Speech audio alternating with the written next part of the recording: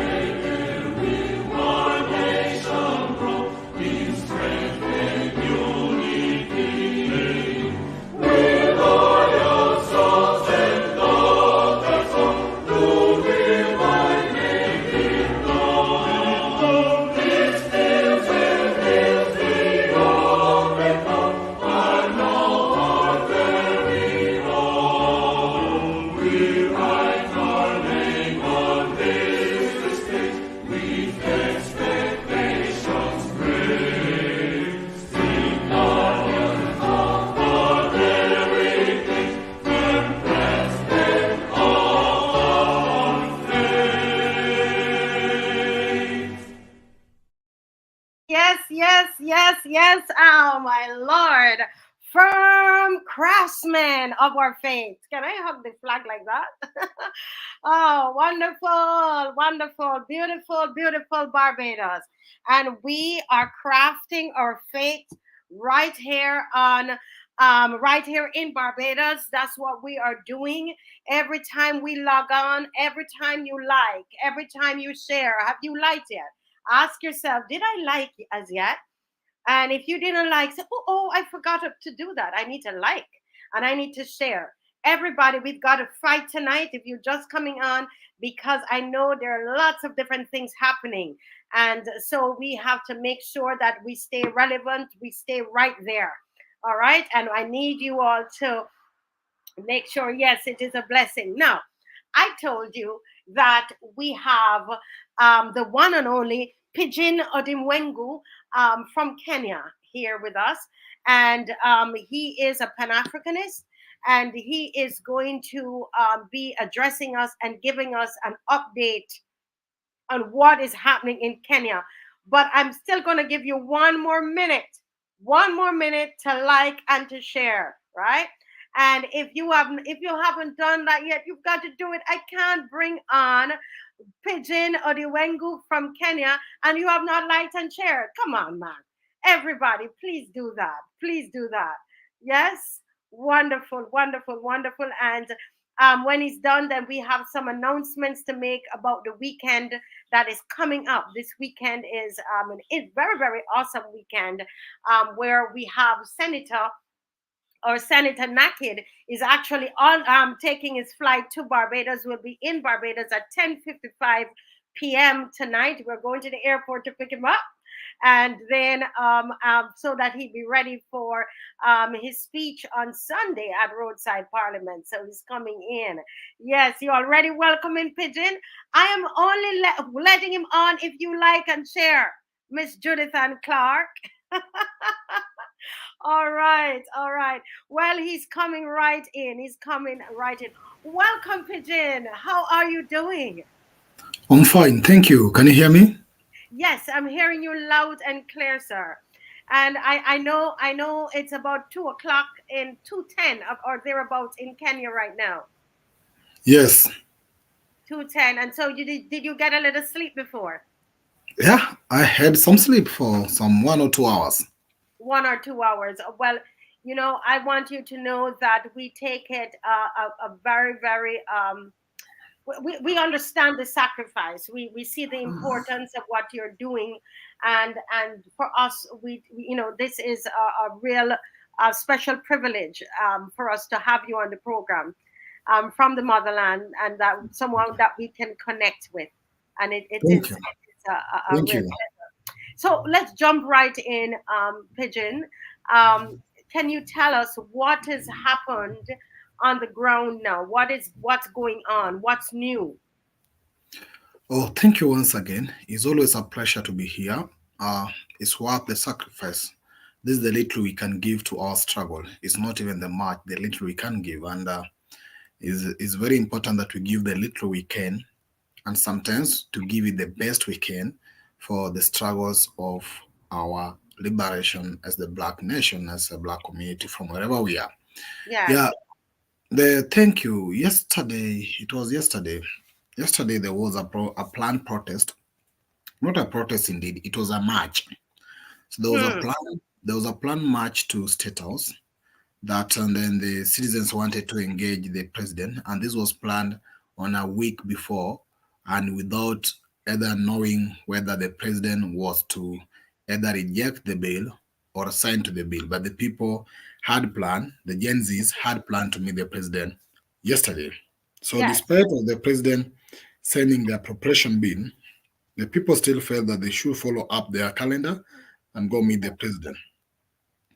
But unfortunately, when there was a Tuesday protest, over in the night, actually it was the evening, the government deployed the military.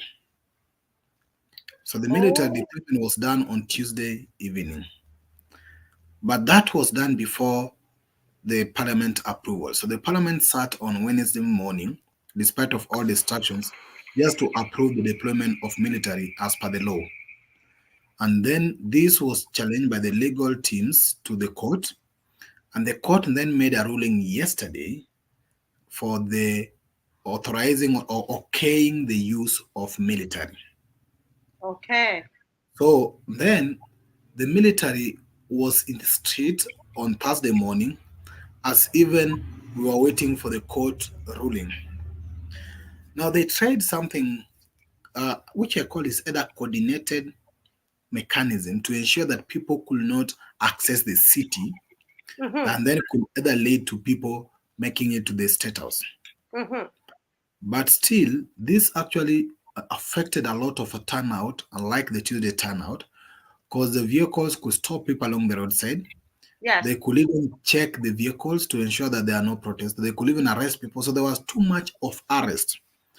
Then lowered the activities that could take place on Thursday, even though there's a few youth who reached towards the Parliament Road, no, the Mm-hmm. President Road, which is the State House Road, a processional way, but the number was less compared to the number of military that were deployed. Right. So So, in that, and that was because they then brought in the military. yes. So in Yes. that situation, Well, the people down. Okay, I got you. yeah, so in that situation, the people could not manage to get to State House. And Mm-hmm. therefore, despite of the business being interrupted in the city, there was a lot, as I've said, there was a lot of arrest, but finally the people did not make it to the city, to the State House. So that's what happened, unlike what was planned. Yes. Mm. So So, far, mm-hmm. I've shared with you, the court directed in its ruling that there be information on how long is the military is going to be deployed, where they're Mm-hmm. going to be deployed, and their code of conduct during the deployment. That Mm-hmm. was a directive that was given by the military. And the letter has been sent, which I've shared with you, from a gazette order from the Minister of Defense, stating that the military will be deployed in all parts of the country, and that the deployment will continue until normalcy resume, which means it doesn't give the timeline of their end of deployment until normalcy resumes. That's what they say, which is Mm-hmm. very sinister because that's not a timeline. Then it's also direct that they will be there to help the police officers. In fact, the court also gave a directive that moving forward there should not be use of tear gas Mm-hmm. and water cannon on the citizens, including live bullets, because that is against the law. But actually, we don't know if the government will stop that moving forward, because there's now a new list of activities that will start again over the weekend towards the next week. There's still Mm-hmm. more solidarity coming in, and those solidarity are in line to justice. So that we have 7 days of justice, Yes. and the calendar and the and all the schedule has been provided. So we are waiting to see whether the police or military will obey actually the orders. But as something unexpected, the people, in fact, celebrated even the deployment of military, unlike the police officers. Because Hmm. What do you mean? Why would they celebrate that? the military in one way are more rational compared to the police officers. Oh. They use less force compared to the police officers. Unlike the police who use too much force, the military use less force. But just that they are not supposed to be deployed internally, because They're not. military So are okay, used. so the military is not to be deployed internally. Um, Yes. right, right, which makes sense. But let me ask you though, just for my clarification, is it the military or the police that is in Haiti? Now that is police, which is a special elite groups within the police department, not a military. Or is a special elite? Okay, continue what you're saying. I just wanted that clarification. Yeah, so we are witnessing that situation, but also politically, there's a lot that has come out Yes. where the deputy president seemed not to be in good terms with the president based on how the government reacted to the protest on Tuesday. Oh wow. So there's a And fallout now with the deputy PM, the deputy president with the president in the yeah, same party. I've also shared that in the headline of a magazine that was released, or a newspaper that was released. I've shared that with you, and the deputy president has been seen Okay, you're you're severally. you're you're you're saying you shared it with me. Yeah, the headline of the magazine that covers the differences. There's a newspaper that I've shared with you Okay, where did you share it, Pigeon? via your WhatsApp number. My WhatsApp number. Okay, I will look for it and then get it on the Okay. screen. Thank you. Keep So going, sir.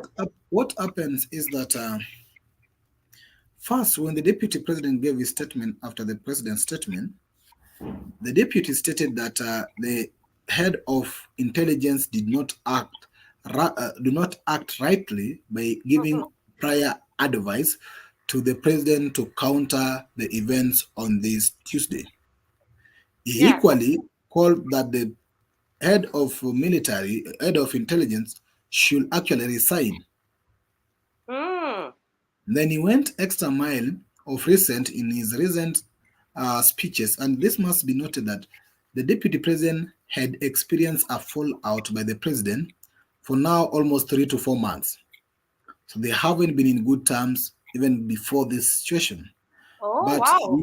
he has gone extra mile to actually call out the president in public by even saying that the people elected him not to use force over the people or try to put or give his chest thumping to rule the nation. He has tried to quote such. And also, from some previous information we have, is that there's also differences within the military. Mm-hmm. Because you must realize that we had the former chief of defense forces who was then actually somehow assassinated in an aeroplane crash. So the new chief of defense who took over around 3 months ago, 2 months ago, Yeah. seems not to be okaying the use of force or Oh, military, wow. but rather now the president is using the deputy commander of the military. You see, the chief of defense forces then is the head of both military, navy, and army. Mm-hmm. So we have the land force, the air force, and the navy, the three forces under the so-called the military aspect. So these three forces are led by the chief of defense forces. Chief of defense forces is the head of security, is the one who follows the president as a Yes. CIC. So then, as I said, there was a more of like assassination of the former chief of defense forces, and the new one took over. Now, in the Air Force, where the former chief of defense force came from, Mm-hmm. he had a deputy who is more of coming from the community of the president. Mm-hmm. And therefore, if the president want to give order of deployment or orders from the military, he is supposed to be using chief of defense forces, not Right. the commander general of the military. Mm. But it appears now moving forward, the president is more of using the order from the commander of military and like the Ah. chief of defense forces. And this has been differences between approach because people feel that, especially from the military head, that they should not be forcefully used in this protest, while the president want to make forceful use. That's why he goes ahead to use the commander of the defense force. And this also has appeared even within the police department. Even during the protest, the police also, there are a team of police who don't want use of force over the citizens. Mm-hmm. And there's a particular small group of the police who want to use force. Ah, so even so within, oh my goodness. Listen, guys, this is you're not getting this on CNN. You're not getting this on CNN. Listen, this is the real deal. This is right. I mean, right, live and direct, right from Kenya. Here we have Pigeon is telling us about the turmoil in Kenya that is happening. There's a turmoil in Kenya, Kwanzaa amid fight to steady ship. And so this is a picture. So talk to us about this picture, guys. This is amazing. So the deputy president and the president, there is some kind of rift that is going on, and it's being played out in the public. We're seeing it in the defense force, in the leadership of the defense force, in the leadership of the air force. Oh my goodness! So tell us what we have on the screen here. Now, if you can zoom it a bit, you will see an element of now there. It says that below the Kenya Kwanza is the coalition that forms the government. It's called Kenya Kwanza coalition. So Oh, okay. the government is run on a coalition, even though there's a Yes. majority party within the coalition, which is called the United Democratic Alliance (UDA), which is Mm-hmm. the presidential party. But if you read down there, it says that Ruto faces unprecedented challenge from Gen Z revolt to disgruntled deputy. Yes. So that shows you there is a big difference from both the deputy that is bringing pressure to here. But this picture talks about the return of the church. The return of the church. As you see all those people Oh, there, they appear to be men on cloth. I don't know, men of cloth or men on cloth, whatever they try to refer themselves to. the men of cloth. Oh wow, guys, do you see that everybody is wearing they have on the bishop's collar, and they These have are, on and oh my goodness, so he is, this router guy is closely, as you have been saying, closely aligned to the church. yeah, so you see on the top of that headline again, if you go, there's the red eyelet says nightmare, Yes. which says KK facing faction taking shape. One around Ruto, who is the president, the Uh-huh. other around Gashagwa, who is the deputy president. Or Gashagwa is the deputy president. Yes. Uh-huh. So the church came in strategically, as they said that the church met with the president and they are trying to call for a dialogue and a discussion for peace and order. And you see, as I told you, this president is almost a formation or a shell of the church, having church supported much of his presidency. And Mm-hmm. the church has been silent to call out his misdoings or misdeeds until now that the citizens or the younger generation have decided to come out, and then the church is also coming up. This is not sitting well with the citizens. And this is increasing the hatred of the citizens toward the church. Wow. So the church, so you're saying in all that, what Ruto has done and all the allegations and so on, the church has not really stood up for the people in Kenya? They haven't been vocal enough as they were vocal to elect this president. Ah, it's And not comparable. Yeah. if you can see, there's a message I've sent you where a citizen sent a letter again to the bishops where the president's wife was supposed to attend a sermon. And that's why the citizens said that the politicians should not occupy the church space. The Okay, letter let, tells the let me bishop, check for that. Let me check for that letter. It's this is a text to the bishop of a church. okay, yeah. So keep going, and we're gonna find that Yeah. and put it up. But keep going. So the citizens are, that's why you see the bad reputation of the church influence or the church being in bed with the government on this government has made the citizens to actually have a campaign to stop politicians from church. And there's been serious campaign of even last Sunday where the citizens Mhm. occupied the church to stop the politicians from the church. Because it appears that the politicians have bought the church through their corrupt money that they donate through the so-called harambe or fundraising to support buildings and construction in the churches. And I think this is the way why the churches have been so silent, because it's like they depend on the politicians' money to do Wow. their Listen, fundraising and listen. building of churches. Can I just pause you there? And we're gonna, in the meantime, as I'm saying this, I'm making the comparison with Barbados. If you could just resend me that letter that you want us to show, because we're not finding it. But let me say something to those of you who are watching. You know that everybody knows I'm a person of faith, but you know what? One thing I'm not, I do not believe I'm a religious person. And everything that Pigeon is saying right now, I can relate to it. I've seen where there have been people of the church who say to me, Marcia, I cannot say anything about what's happening in this country. I know it's happening, but I can't say anything about it. And the reason that they can't say anything is that they are getting some kind of grant to do something. Up to today, I was told that. I can't say everything. But where churches are unwilling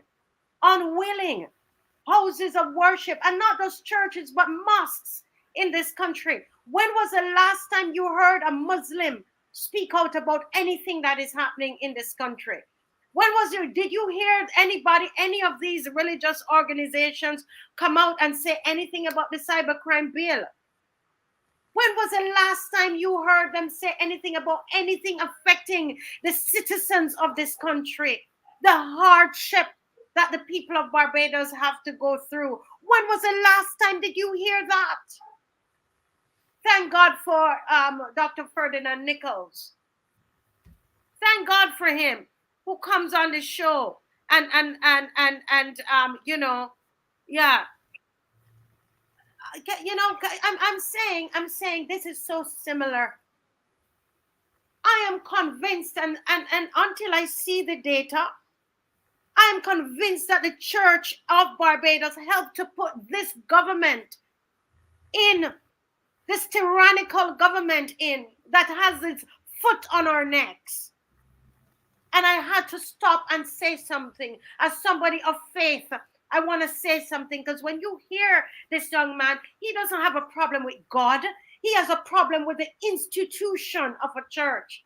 Thank God for Paul Leacock, who is going to, Paul Leacock there, and his church is right there at a very good church if you want a church to attend, right there beside Queen's Park. And I tell you, that's a real man there. You see Paul Leacock.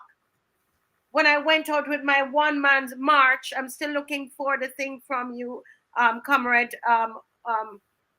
Yes, okay, so okay, it's here now. The letter is here. But I am fired up about this because I experienced this only today. Only today, that you're going to tell me you are somebody of the cloth. You have no faith in God, that you're telling me you can't speak because you're supposed to get a grant. You're supposed to get money. You can't speak even though you know something is wrong. Come on. What is that? What is that? And I have the legitimacy to speak about that. I am a person of faith. I'm not cursing God. I'm not cursing Christians or Christianity. I'm talking about the establishment that we call a church, that is not operating as a church, and they are in Kenya. And look at what this what PIGBIN is saying that they're doing, and they did that to us right here in Barbados. And those of you who want to sign off as a result of what I'm saying, you can go ahead. But it hasn't changed my faith in God and my trust in God. So we found the documents now, and I've sent them to James. Yeah. Go ahead, PIGBIN. Yeah, as you project it, I also believe that the church, you see, Kwame Nkrumah believed that a state should be secular. That for African setup, there should not be a religious state, because we have an interplay of those who actually assume the Christianity faith, those who assume to be Islams, and those who are traditionalists, or are actually or either the African spirituality. And therefore, in a context of a continent or a society's black nation, whereby religion is becoming a big divisive element within our people, we cannot holistically fight the bring down or fight the religions.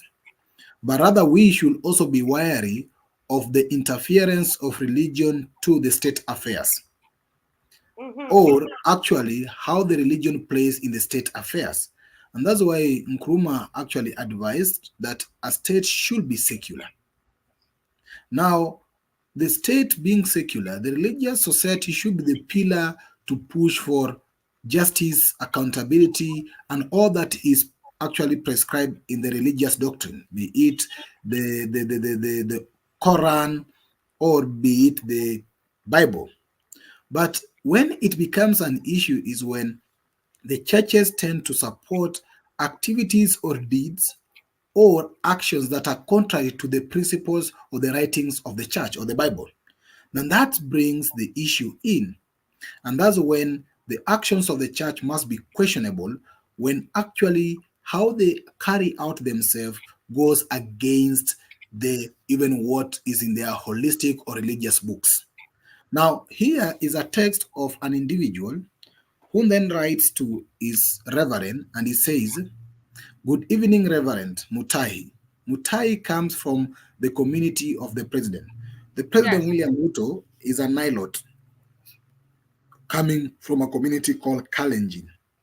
And the Nilotic communities in Kenya include his community and my community. I'm also a Nilot, who then becomes a River Lake Nilot. Our ancestral origin of migration is Sudan, Bargazel, because Africa is composed of the Nilotic, Bantus, Kushites, and Semites. Yeah. And even those who are out of continent like yourself, you either belong to one of those communities. Either Oh, you are wow. a Nilotic, Say you are that a again. Bantu. Say that again. I love that. You said that the Africans belong to the Kushites. We have Kushites, we have the Semites, we have the Bantus, we have the Nilotes, which you call River Nilo, and we have the Afroasiatic. We have, I think, around 6 to 7 of them. And any person who was taken out of Africa belong to any of those groupings. Okay, Either you could are a be Bantu, any of those 6 or 7. yes, Interesting. Go yes. ahead. So this address is to Reverend Mutai, and the person says that his name is Mwibali Mwagondi, and is the one who started the campaign to get rid of the politicians out of the church pulpits. And he says that I see you have invited Mrs. Rachel Ruto, who is the wife of President, the First Lady, to your church for a fundraiser. This message is to notify you that we are coming for the fundraiser. God bless you. You Oh, see? we're coming for the fundraiser. So when he says we're coming for the fundraiser, what does he mean? They're coming for the bishop and the wife of the president if they proceed. And therefore, this actually led to the cancellation. Wow. Wow. And So let's clarify for our viewers, when in Kenya, when you say, we want to make sure it means the same thing. So I'm coming for the fundraiser. Is that they're coming to disturb it? They're going to disrupt it? yeah, according to the current terminology used during this protest, if somebody says, I'm coming for the fundraiser, it's like somebody telling you, I'm coming for you, which basically means it may not be for a good motive. And you see, after this text, the Reverend has since cancelled the planned fundraiser. It's cancelled. Now, you're Yes, telling me in the climate of what is happening in, what day was this fundraiser supposed to be? this coming Sunday. Yeah. No, Barbadians. This is what I have a problem with, and I want to single out before I say what I say. Apostles Canterbury, Apostle Margaret Breedy, Ferdinand Nichols, just to name a few. Pastor Paul Leacock, who's been supporting. You don't see him here all the time, but trust me, he's very supportive of what we do on the show. Now, I want to say something. Think about how insensitive those of you who go to church, right, and you're listening. Think about how insensitive this is. There have been how many persons that have been killed in Kenya a couple days ago, all right? And you're telling me, and there's been protests that the whole world is watching Kenya burning, okay? And you're telling me a church is planning to have a fundraiser with the president's wife as a patron on Sunday? What is that? Honestly, don't put God a part of this, man. Think about this. Is this sensitive? Is this the way that we are taught the Messiah teaches us to be? And I tell you, when when Springer Memorial School unleashed the men with cutlasses on those children, I did not hear the churches in this country rise up, and say one word about this. I think I heard one Catholic priest, if I'm not mistaken. Where were they? Where are they with all of these things happening in Barbados? All the gun violence. To have 18 persons. Pardon me, Pigeon. Well, this is so similar to what's happening in Barbados, and it sickens me because up to today, I heard from somebody from the church going to tell me that you cannot come because you don't know you're getting funding. Hello. This is insensitive. Go ahead, Pigeon. Please excuse me tonight. Yeah, I'm yeah, passionate yeah, because we are dealing with the same thing here. yeah. I want to, before I end up on this church issue, I still take back that the responsibility to put the church back on track do not only lie with those who are lost in the terms of love for money in the name of pastors and bishops, but even the congregants are conscious of what the doctrine says. And Mm-hmm. therefore, it is their responsibility to call out the churches when they go wrong, like how the Kenyan youth are taking over to call out the churches. And it is also a wake up call for the churches to realize that the so called divine power, because you see, what Nkrumah refers to in his book Conscientism, which is part of where I am a co chair, he looks at the Greek society and the power of the churches, the so called Mm-hmm. pastors. And these people assume an hierarchical power, which they call the divine power, which is unquestionable and which gives them the power to decide on any future of the citizens, which should not be the case. There is no divinity in any person who is higher than any other person. Every person is equal, and nobody should be given a more power to assume over the responsibility of other people. If you go seriously deep into this aspect of spirituality, after all, we are all gods. We are not humans, we are all gods because we are created in the same image of God. So there's no somebody who is mightier God than us. We are all assuming the same power and positions of gods in this earth.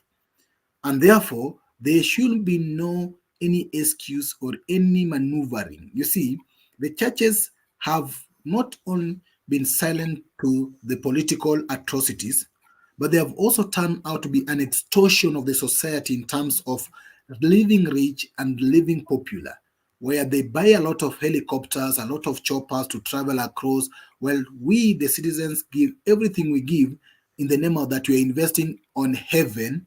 Well, the people we give as we invest on heaven invest on earth here today. And they make themselves rich as we come poor to invest on heaven. So Yeah, these are yeah, also topics that we can yeah, explain we and can explain always go later. into that because I mean, Yes. there are there when the church, as a how the Bible says the church is to operate, Pigeon, it can operate in what you've just said, and be of good social good. I'm a product of that, and I've been part of good church community, and that's practical. That's not heavenly minded.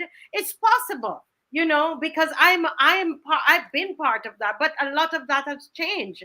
That's just Yes. what we're saying. But back to what you're telling us on Kenya. Yeah, now there is this appropriation bill, which we ask what next if I So leave there's about the the church. appropriation. So you're talking now about the appropriation bill. Yeah, the president actually did not sign to the finance bill. And somebody had asked the question, what will happen? Because it has not been taken to court or reverted or withdrawn. Mhm. But there is actually a letter from the presidency. Apart from this, there's a Yes, letter I've shared with you from the office of the president. yes. Then I signed, and even I've shared with you a copy of the Yeah, we're appropriation gonna bill. we're gonna share that letter now. We're gonna share the Yes. letter from the president, and it has a seal of it. This Yes. is okay. The one with the seal on it. Yes, and it's right Yes. here. Now, if you read this letter was written on 28th, which is yesterday. Now, on Yeah. top of this letter, you see the president addressed by saying that on Wednesday 26th, I declined to sign the Finance Bill 2024. Consequently, sending a memorandum to the National Assembly rejecting all clauses of the bill. So that's the direction that's coming from the president in regards to Yes. the Mm-hmm. finance bill. Then he goes ahead to say Article 221 and Article 222 of the Constitution requires that appropriation bills be assented by 30th June. The appropriation bill is different than the finance bill. And the appropriation bill is then the bill that is introduced to give vote aids or allocations of the money in the finance budget, annual Yes. budget. Yes. So then, having rejected this bill or finance Mm-hmm. bill, which tended to not only to give appropriation, but rather to give tax measures to raise the budget. Yes. So the president has now signed to the appropriation bill, which then allows the treasury to allocate or appropriate funds within the budget to various county or government organs. Now, in line with the rejections or withdrawal of the finance bill, then the president has directed budget cuts. If you read what he says, it says that the reduction in expenditure amounts to 346 billion Kenya shillings, which will be borne by both levels of government, both from the national government, legislature, executive to the county government.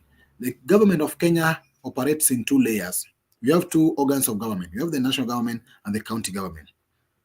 So if you read that, then the appropriation bill now has been signed to allocate the votes. I've shared with you even a copy of appropriation bill, which if I quote it from where I am, it's a document. It says that appropriation bill 2024 was read on actually June after the budget was presented. So it was actually now being ascended on June 25th. So appropriation bill is a bill for an act of parliament to authorize the issuance of sum of money out of the consolidated fund and its application towards the service of the year ending on 30th June 2025, and to appropriate that sum and a sum voted on account by the National Assembly for certain public services and purposes.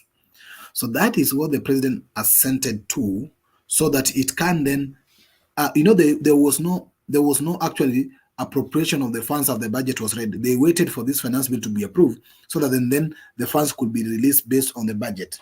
But now the budget has actually now called on the appropriation bill to actually appropriate the funds.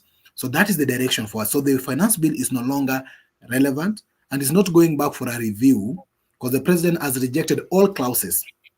So it means it's not going back for review. It means this year we will not have a finance bill, which will then bring in more tax measures to raise the budget.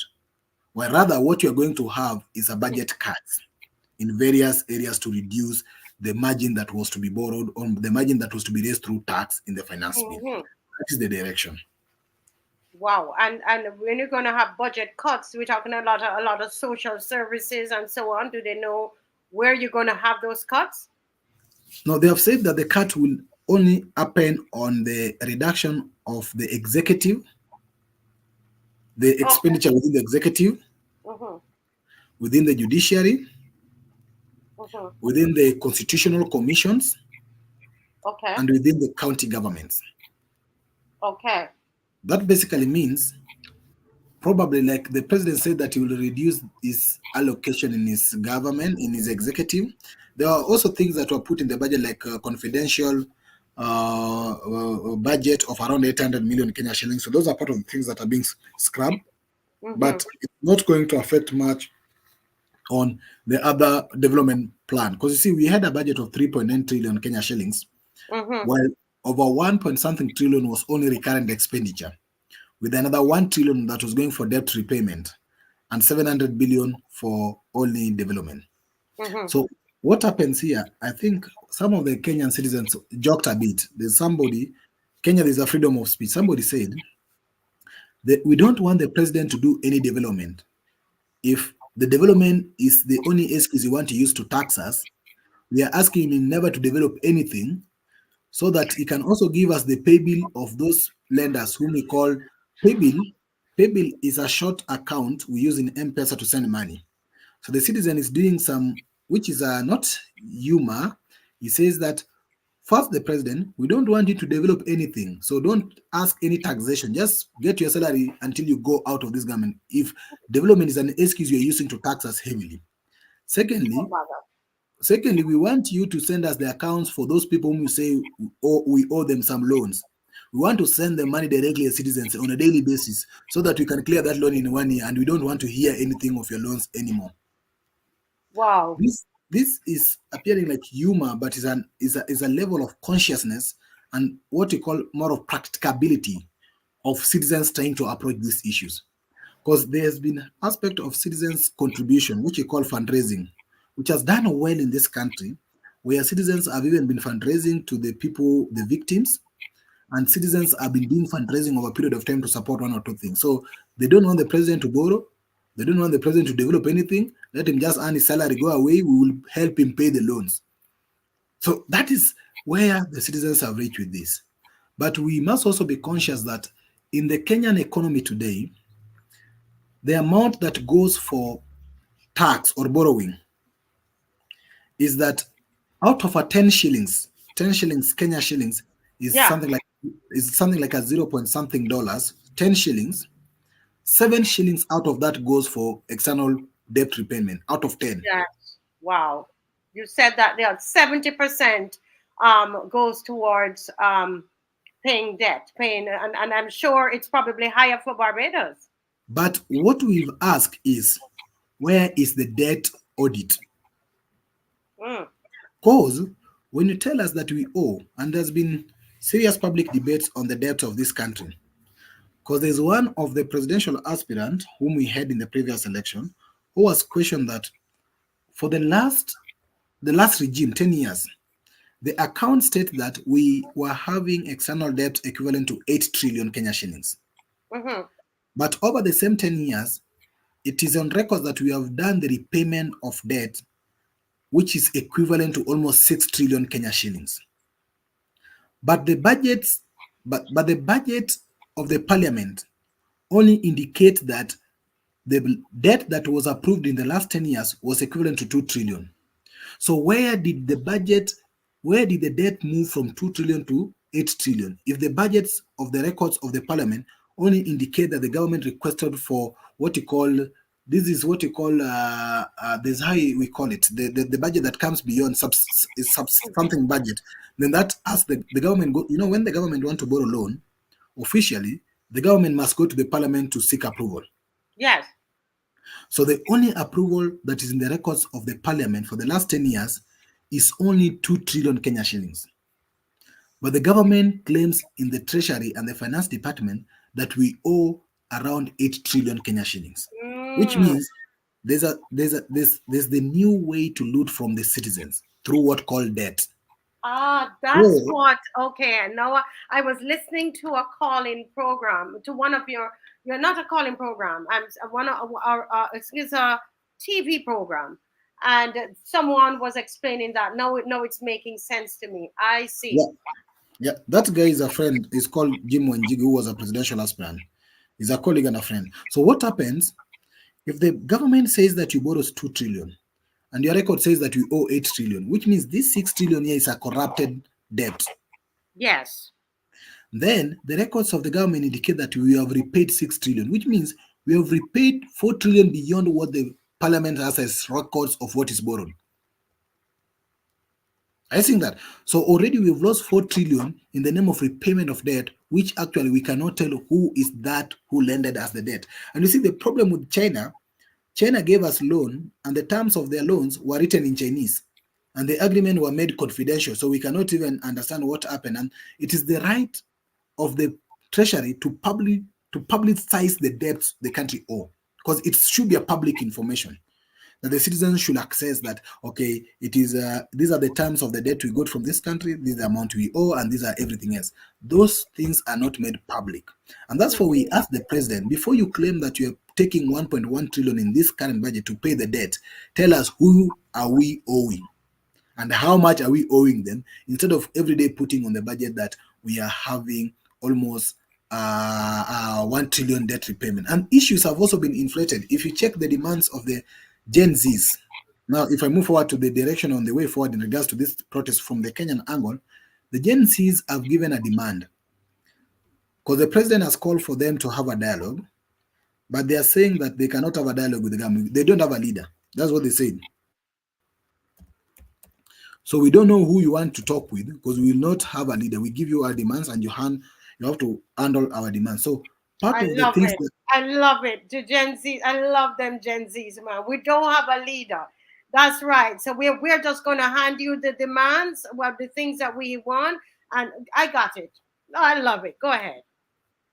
Yeah, so part of the demands they raised included how the government has been running more of unconstitutional government based on appointment of various officers that are unconstitutional. One is the allocation that was given to the office of the First Lady, where they say the government and the citizens should not fund and the First Lady's office. The first lady can neither get salary but not to fund her office. For what purpose? Second thing, they're giving demands in regards to things to do with the office of the deputy president's wife. They're also giving demands that there were positions like the women representative positions. Some of them are calling that those positions should be scrapped. They are also asking for people with the what you call corrupt records to be removed from the government. They are asking the president also to carry other measures, including curbing corruption. So there are a lot of demands that they've given, which I'm trying to share with you now. A copy of the demands they're giving, and more demands are coming in. So we basically don't want to talk with the government. We have means on how we can tell the government what you want. The Mm-hmm. government action is to act on what you want, not to have a talk with us. Because we feel that by having a talk with us, we might be Yeah. cornered into a situation whereby the government might want to pinpoint some of the ringleaders of this demonstration so that they can actually try to persuade them or coerce them so that they can stop being hard on the government. Even though we've known some few people who have been coming out, young people who have been infiltrated already, coming out to tell the citizens and the Gen Zs not to continue demonstrating. But the Gen Zs have said that you are not our leader, so who are you to tell us not to stop? Because you never tell us to stop. You hold right there, Pigeon. You said so much in that little point there. Did you hear what he said? That they want to meet with the Gen Z. The Gen Z said, no, no, no, we're not meeting. We're not meeting. We're going to hand you all of the things that we are concerned with, and you know what they are. Here they are, and these are our concerns because he said less. The Gen Z says less. You now try to persuade us, right? We come before you, and you then now decide you're going to choose leaders among us and then create a problem, and then try to persuade us not to. You see how smart these young people are. And this is why when I was told that I was supposed to be called to a meeting, why I came on the show and I told you that I'm not going to any meeting. Somebody said to me, Marcia, well, why don't you go? I said, why? I'm not the leader. I am not the leader. Why are you calling me? The people have spoken. Talk to the people of Barbados is a message I sent back to them. And I love what you're doing here. This is awesome. Continue. Yeah, I've sent you a copy of the demands that they have listed. Part Yes. of the demands that they have listed. Funny thing is that we don't know even who generates this demand. And I think this is very important because we are not having like a committee that meets somewhere to discuss. Because if we were to have such, they could have already toppled such committees to ensure that they Right. infiltrate them, intimidate them, and even arrest them. So these things just come online and we follow them. We don't know where they come from, but we follow them like the doctrines. So that's basically how we've been operating over a period of time, you see, because we really feel that the government wants us to be organized in a way to actually bring us down. Their consistent This call is for so our smart. This is smart. This is what you call smart. This is what is called selfless as well. And that's what I tell you. I love to be around these young people. You understand? Well, a lot of these older ones, everybody's jostling to be who is going to be on the top, who is in charge, who is this, who is that. But then they're doing the thing. It's not about the leadership. It's not, they don't understand so much yet about these positions, and that's beautiful. You hear what he says? Oh my God, this is beautiful. Go ahead, please. now the citizens have also decided to take action to hold police officers who are rogue police officers in this protest accountable. Mm-hmm. So you see, in every protest like this, there will be always police officers who have actually from elite squad or elite squad who have been killing citizens. Oh Lord, it says our non-negotiable demands to dictator Ruto and his greedy government. So this is what Gen Z is demanding. Let me listen, Barbados, and tell me. I haven't read it yet, so I don't know. So let's see which one of these demands that we can say it's similar to what we would demand of our little dictator government inside of here. Go ahead, Pigeon. Now, let me then take you through the demands if you can zoom them a bit. Zoom in, yes. We're gonna zoom in, yes. So the first demand is that the citizens are asking the government to obey all court orders.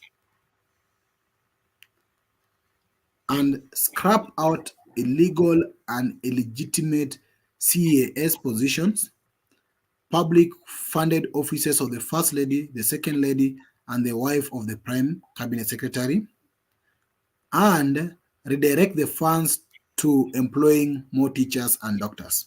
Oh, wow. So explain this to us in a nutshell. Number one.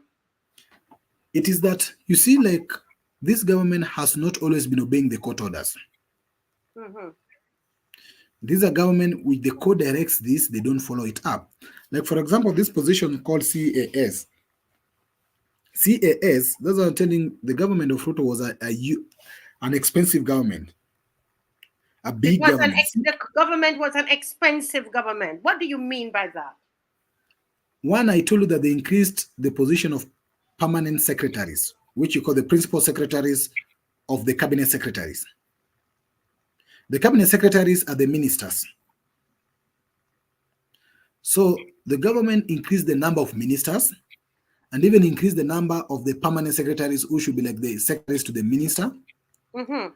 And also introduce another position between the minister and the permanent secretary called chief assistant secretary.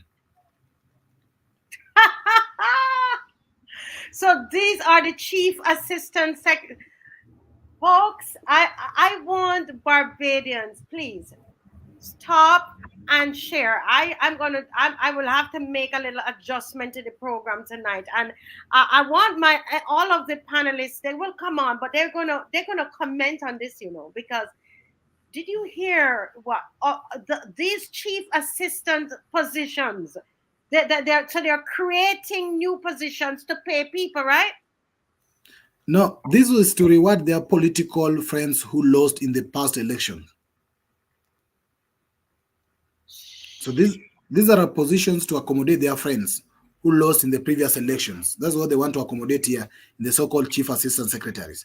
Even though the previous government had chief assistant secretaries, which was introduced also illegally, the court still directed that it was unconstitutional. And therefore, this government should not proceed to put, because the question is, one minister is having two chief assistant secretaries with 3 permanent secretaries. So one minister is having almost 6 people. And these chief assistant secretaries come with a salary, office, secretary, vehicles, and everything else. So the citizens moved to court, and the court said that those positions were illegal. Basically, the president was creating we this need to position. bring some of them Gen Zs. Listen, bring them, send them. Where we ancestors? Listen, where we people? Mother Africa, bring them to Barbados, because we're having the same. You know what? Let me stop so that you can finish. Finish, please. No, funding the office of the first lady and funding the office of the second lady and the third lady, the wife of the prime cabinet secretary, is for what purpose? Because we never elected a first lady or elected a second lady or elected whatever so-called the wife of a prime minister. And what is their constitutional role to be given allocation to their offices? First of all, why should they run an office? If your husband is employed, like now you are employed in your media station, will your husband be paid because you are also employed? Basically. Who is being paid because their spouses are employed with the company? Like if I'm employed working with my company, should my wife also be paid because I'm employed in that company? What is her payment for? And this is what the citizens call here, that there's no need for budgeting for a wife of a first lady or the second lady. For what purpose? They don't have any constitutional mandate, neither do they deserve to be any paid or have any budget allocation. Then the second thing, they're also talking about scrapping useless housing levy and publish proper audit of how the money has been used in the last 1 year and refund all the money to the contributions or contributors. You see, here is where the president came up with a plan for housing. Oh God. So I'm sorry, Lord. I'm sorry. Let me keep I need to keep myself together. Continue, please. I won't comment. So the government came up with a plan called housing scheme that was passed in the previous finance bill of 2023. And then deducts employers a mandatory 1.5% of their salary to be put into a housing scheme. Then you're being told that once you retire, you'll get a house. The question is, if you're taking my money today and you're constructing houses today, and my house already is being occupied. So where will I get the house when I retire? And when I retire, this government will not be in place. So why do you force me to be deducted from housing? Why should I contribute to housing while I can have mortgages and I can have my insurance, the deals to get my plans to get my house? And second thing, the constitution demands that the government should give affordable house, should give shelter for the citizens. Giving shelter for citizens do not mean that you take my money to build for me a house. How do you build for me a house by taking my money, and you want to say that in that way you've built for me a house? And then this money has been taken into what you call the government bonds. Instead of building houses, they have taken them to government bonds to make profit out of it. So we need an audit of how much has been contributed, and we need that money to be refunded to the contributors. Simple. I'm gone because no, this is a RUTO MOTTLEY. They sat down. Continue. So continue. There's also issue of proper audit of debts. As I've told you, there's a key issue on debt. So we need a proper audit of debt to tell us who do we owe, how much do we owe them. Then there's also an issue of sacking all government officials with criminal records and integrity issues, starting with the Mithika Linturi, who is the Minister of Agriculture, who recently was involved in a scandal where the farmers were sold for fake fertilizer. And the government did not react, neither take action to this minister. And also, we know very well, as I told you, when this government came in, most of the people in this government were corrupt individuals and criminal record individuals who were friends of the president. So he brought them in and appointed them. Some even have records of shooting, like a cabinet secretary whose bodyguard was believed to shoot and kill an individual. And those cases were all cleared and cleaned by the president so that their people could be appointed. So we want all those people with criminal records from the government to get out of this government. We also want what you call a fresh restoration of Linda Mama and scrap the new program called SHIF, which is like an insurance fund, which is being brought to new insurance fund. Linda Mama is a program by the government. The word Linda means protect. Mama means mother. So there's a program by the government called Protect Mother, which is Linda Mama, where women get these cards so that when they are having their issues of delivery or during their process of pregnancy, they can attend any government hospital for free and they can have a free delivery. But the government is scrapping this and introducing an insurance fund that have restrictive measures on how women can access maternal services. Now, there's also an issue with the constitution of IEBC within 30 days to facilitate our move to recall all rogue MPs and hold fresh elections. IEBC is the electoral body in this Kenya. It is the body that is supposed, it's called is Independent Electoral and Boundary Commission. They have the word independent, even though they are not independent, but they still want to stick on the word independent. It's a government commission that then oversees elections. Now, this body has never been constituted properly, because if you realize, the former chair of the Independent Electoral Commission, who is accused and believed to have been corrupted and bought by the President Ruto to vote and manipulate the votes results in favor of William Ruto, actually retired last year.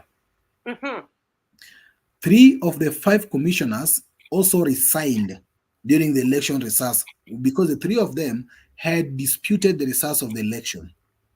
So they resigned. The commission is supposed to be having 5 members, 5 commissioners, and so far they have never replaced the 3 and they have never replaced the chair, and it is 2 years down the line. So we want him to constitute the commission so that we can start a proper recall clause to recall all rogue members of parliament and hold fresh elections, because we cannot move ahead to impeach them or recall them because the signatures have to be actually verified by the commission. So we want him to constitute this commission. This has been left basically due to political interest, because the president wants to appoint commissioners who might be in favor of him for his rerun election in 2027, so that the people appointed as commissioners can be his people to help him win again 2027. And this is what we don't want. So we want him to constitute the commission so that we can start recalling all rogue members of parliament. To your information, many members of parliament who supported this bill, their houses have been burned. With the recent one whose house was attacked by the citizens and burned his house. Mm-hmm. Some their animals have been burned and killed. Some citizens have looted their businesses and their shops just to punish them and send a clear message to those members of parliament. Some have even been chased away in public forums, some close to be beaten. And citizens are very serious to handle each politician individually to an extent that we want to recall them, which means we take them out of parliament and hold a fresh election.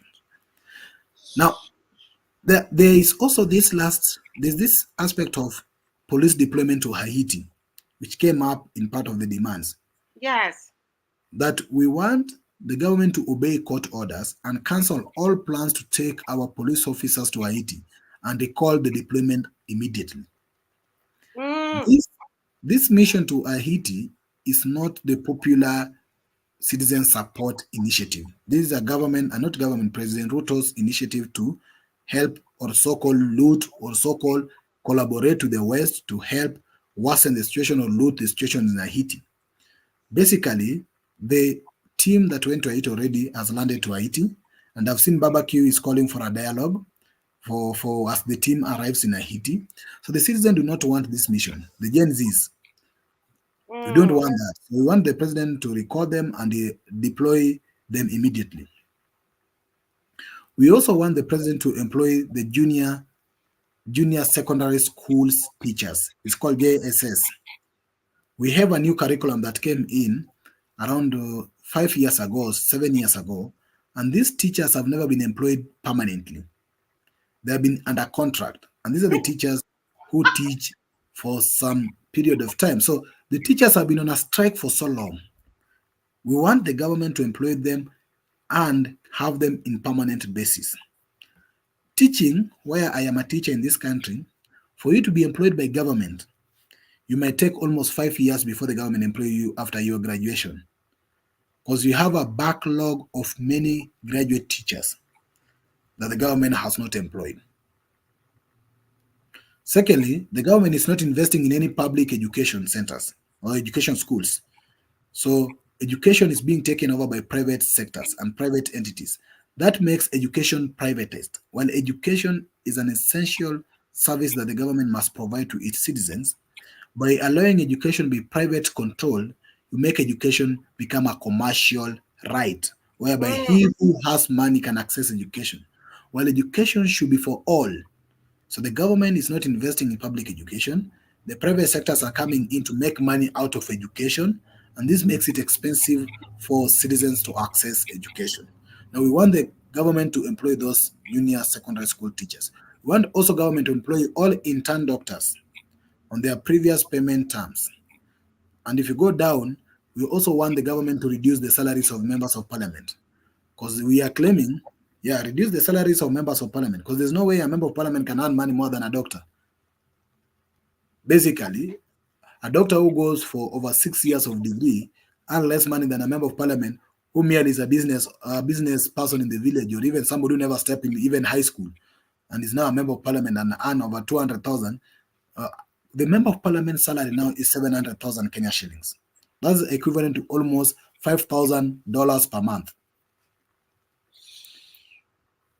While doctors are earning less than 200 or 100,000, which is basically something close to $800 per month, while a politician earns $5,000 per month. So we want also this to be worked on, and we are also want that the government scrub useless and wasteful position of women representative. The reason why people are bringing aspect of women representative here, women representative, each county, we have 47 counties, so each county have one women representative. The reason why we want to scrap women representative, these women were silent when the tax were being imposed on sanitary pads for women and pampers for children. So if Mm. they in the parliament to sit to defend women, what are they doing in that office for women?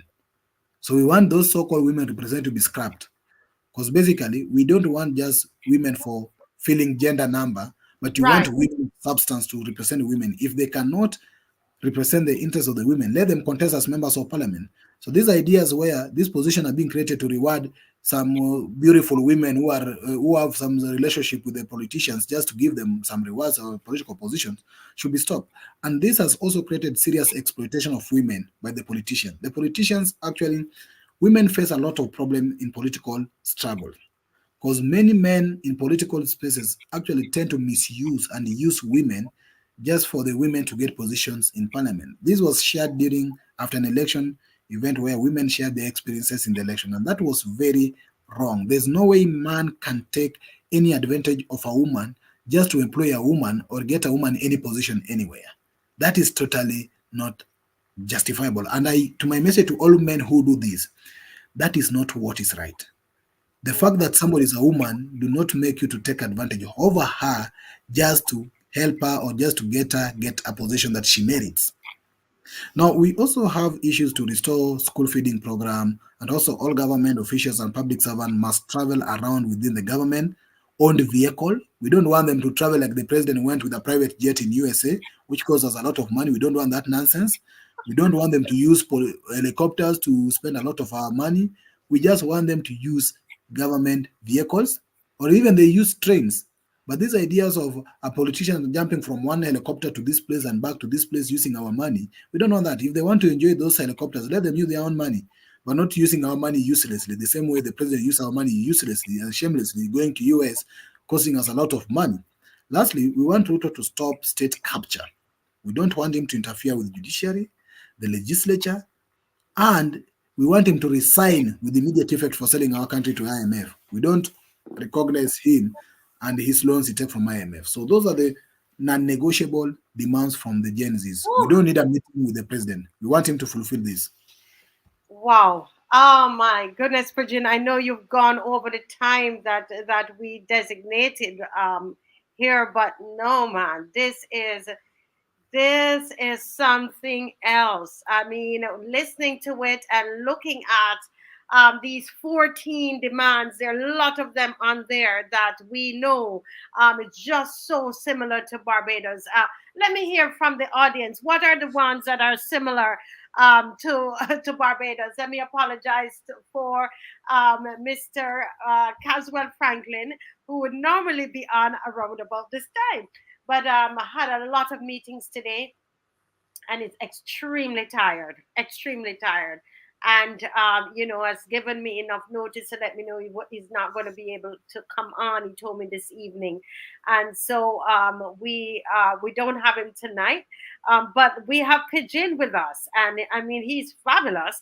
I know Miss McLean is on her way; she's coming in, and I'm hoping and I'm seeing Marsha Hines Myrie is here. She hasn't been with us a little while, but she has something very important to say to us. And I don't know if she has been listening to Pigeon here on the program, as Pigeon has been outlining what's happening, giving us the Kenya update. But let me hear from you guys. What are some of the somebody said, Pigeon, all that you say is true.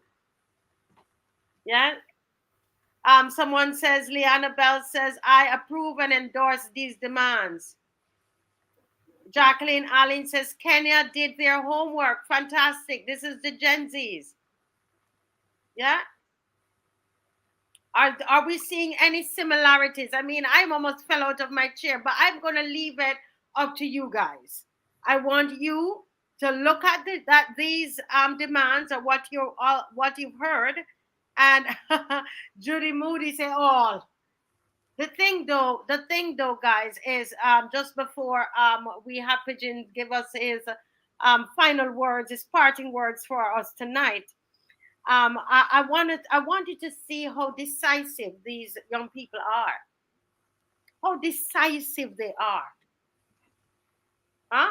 We're not talking, and here has nothing to do with violence. These are demands that they've made, and they've already told you that they led a peaceful protest. And Pigeon is saying they don't know if government officials, if they went into the protest and created an issue, or outside forces came in and made it violent, a violent protest where, people were killed. But the Gen Zs themselves, their intention was a peaceful protest. And look at the demands. Yeah, but Sharon, we're saying, what is wrong with our youth? What is wrong with our youth is what's wrong with us. We have not gotten rid of the fear yet. There was a saying that you said, Pigeon, on the night about fear. There's a quote that you made about fear, and I'm looking for it in my book here. What did you say? I kept thinking about that today. What did you say about fear? It was also said by a lady in the street in some of the quotes that when we lose our fear, they lose their power. When we lose our fear, everybody try and write that. I am sorry about that. What is that? Okay, it said is when we lose our fear.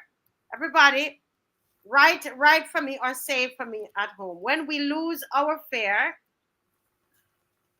they lose their power. Yes. They lose their power.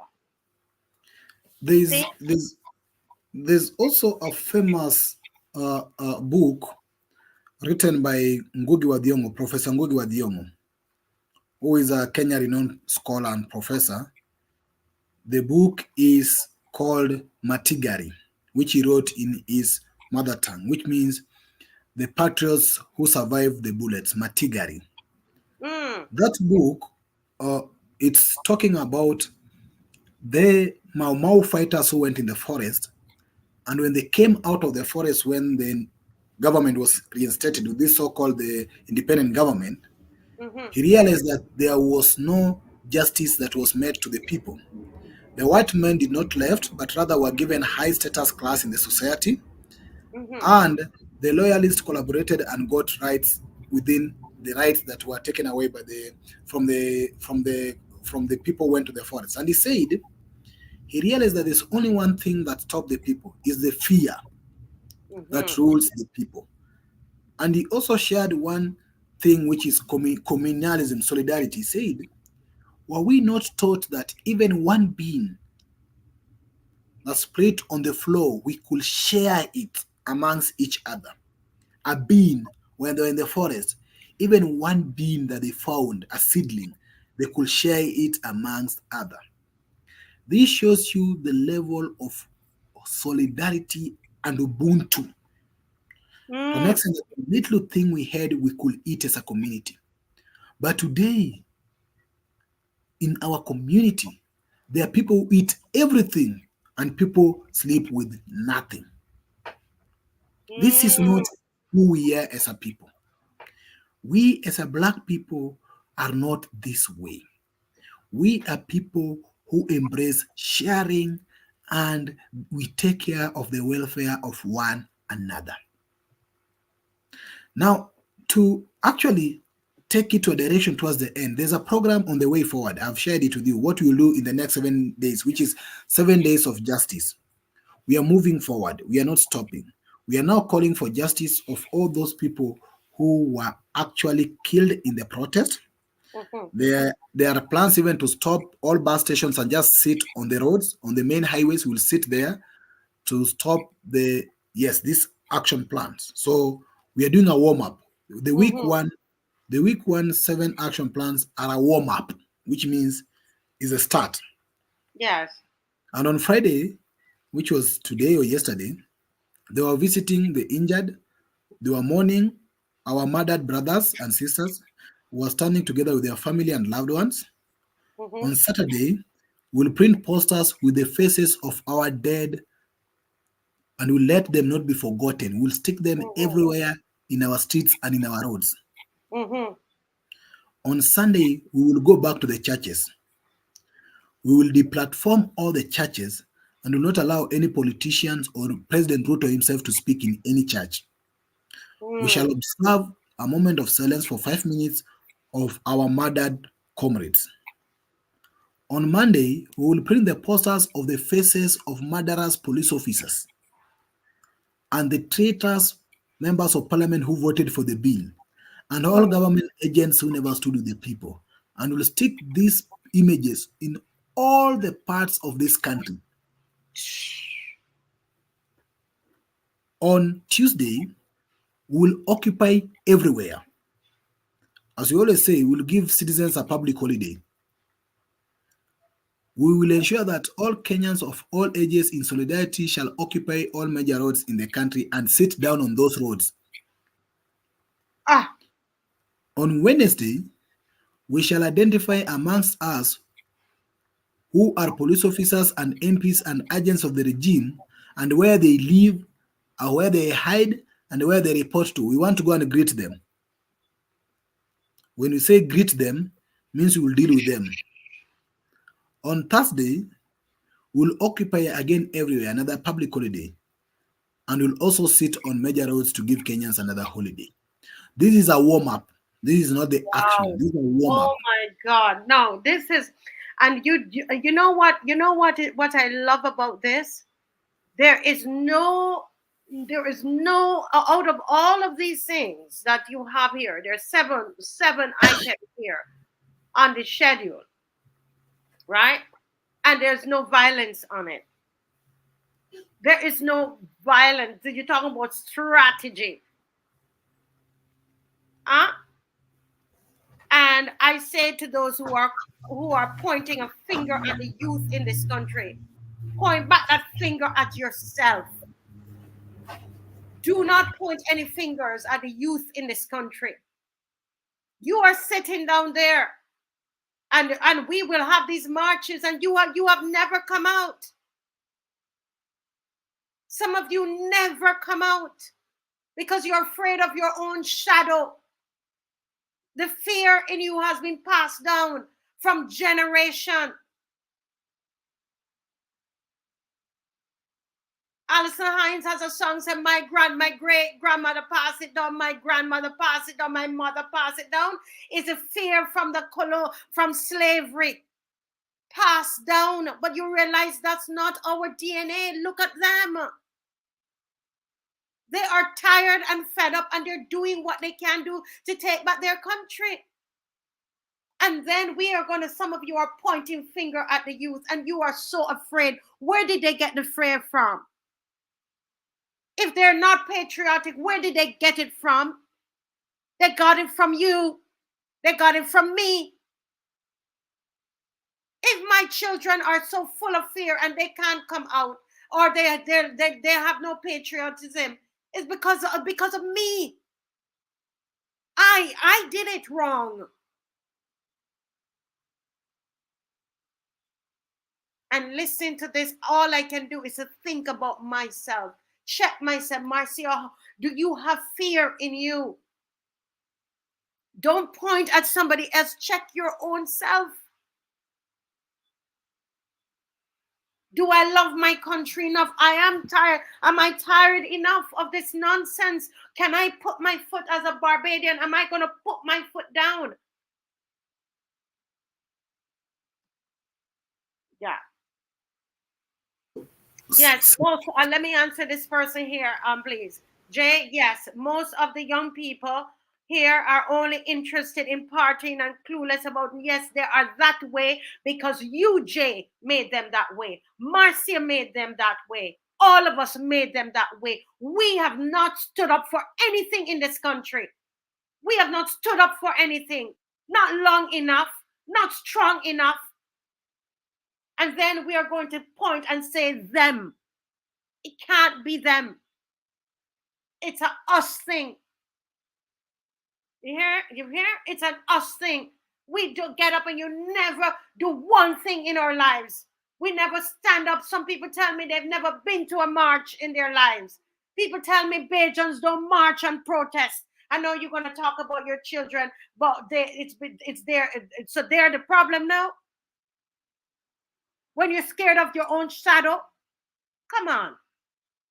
Don't bring that to me. Don't be feel, or that's it. Feel the fear and do it anyway. Thank you, Hurricane. That's it. I love you all, but I gotta tell you the truth. We're not gonna bear this down on the young people of this country. It can't be them. Over to you. I have to jump in there because this is so important for us. But let me, Okay, yes, go ahead, please.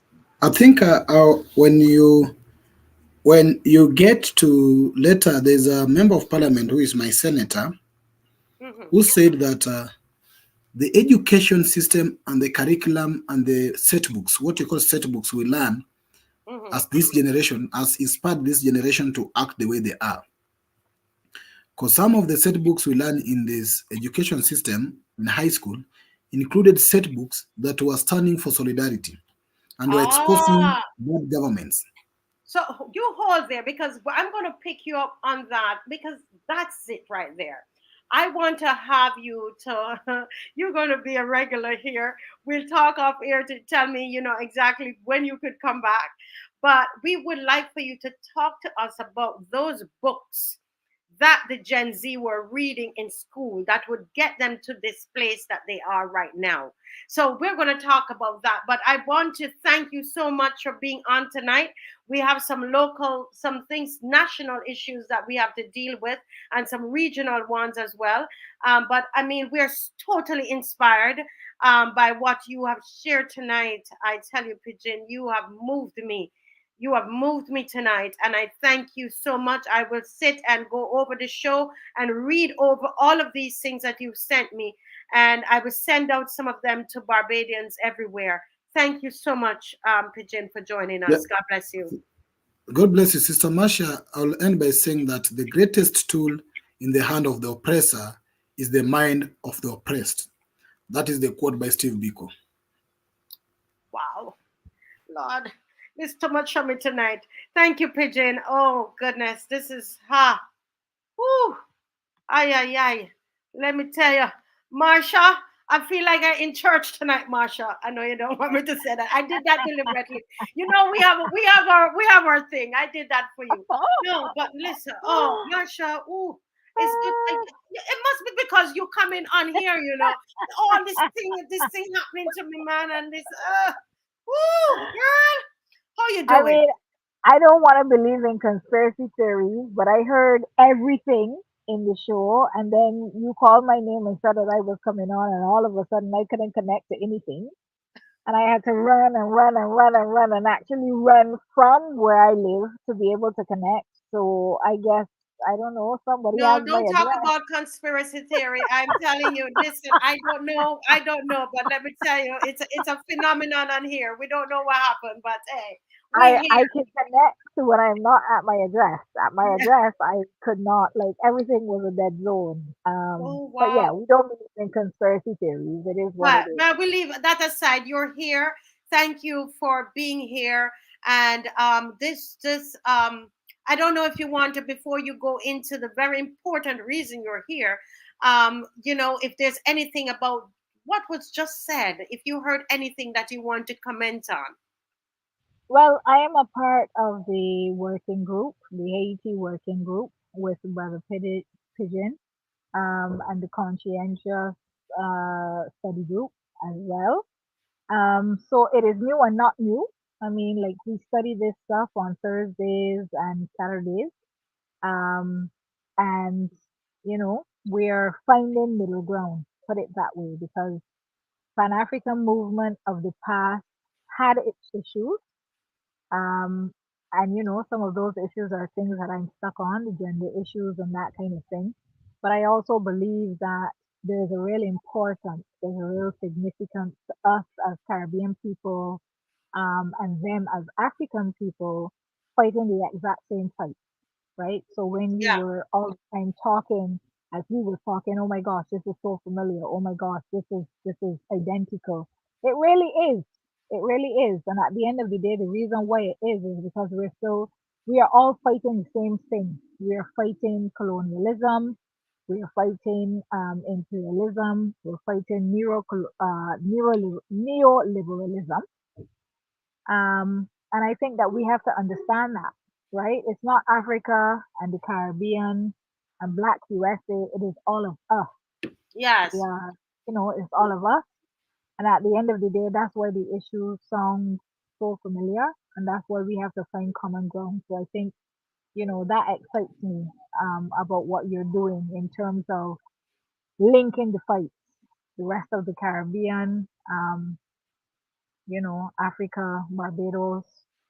I think that's the way to go because we're fighting one common issue. Yes, finding what we have in common, and that is my belief.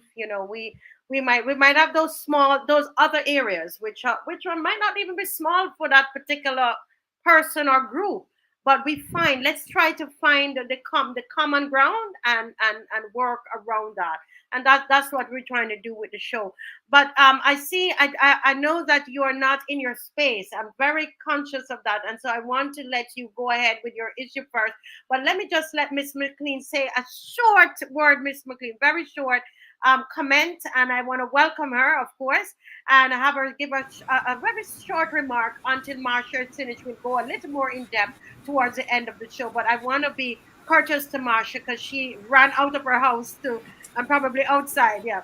So Go a short comment in relation to what we're going to be. Yes. Okay. No, I think as I listen, recognize that the political systems of Kenya and Barbados are very similar, but beyond the systems, the policies and the way in which people use those policies for good or bad are also similar. I listened to the padding of the public expenditure, and I think I even sent you a note that says ministers in and ministers of and ministers in, where we see that we have this very heavy, very large cabinet, and all that flows from that. And so when we look at some of the practices, they're similar. And I would also say that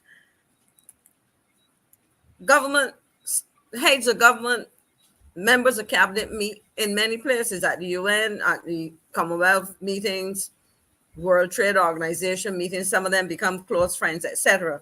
And so when we start to talk about transparency or lack of transparency, it is replicated, and so a lot of what I'm hearing does not surprise me. What I would say is, given the situation of the population, given the demographics, because one of the interesting things, and Marsha, we're going to get to you soon. I understand your challenge. Yeah. So real quick, one of the realities is that the situation of the people. First of all, you're talking about a continent, and in the case of Kenya, a country where the majority population is under 25, young people who are very concerned about the present and their futures. And so we can come back to that, but I think Marcia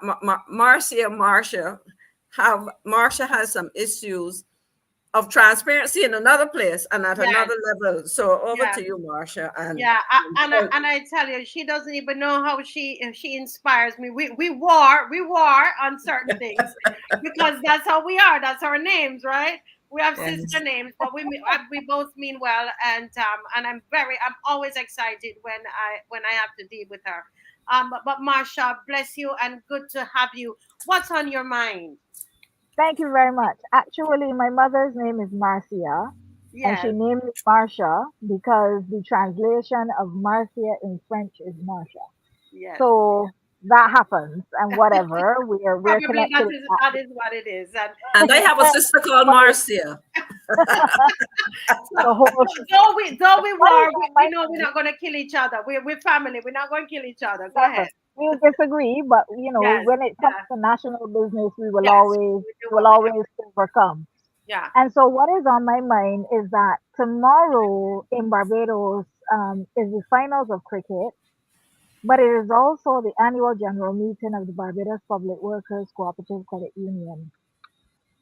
And people know that this is one of the fights, one of the struggles that I have been engaged in for a very long time in Barbados. People like me, people don't like me, it is what it is. But at the end of the day, I think that most people will agree that I don't talk about what I don't know about, right? And so once I'm saying it, once I'm talking about it, I have information, I have, I've verified, I've checked, whatever.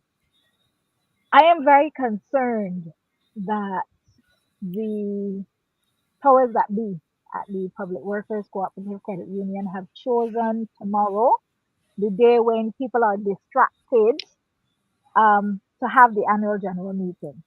I think that is strategic. I don't think it's by accident.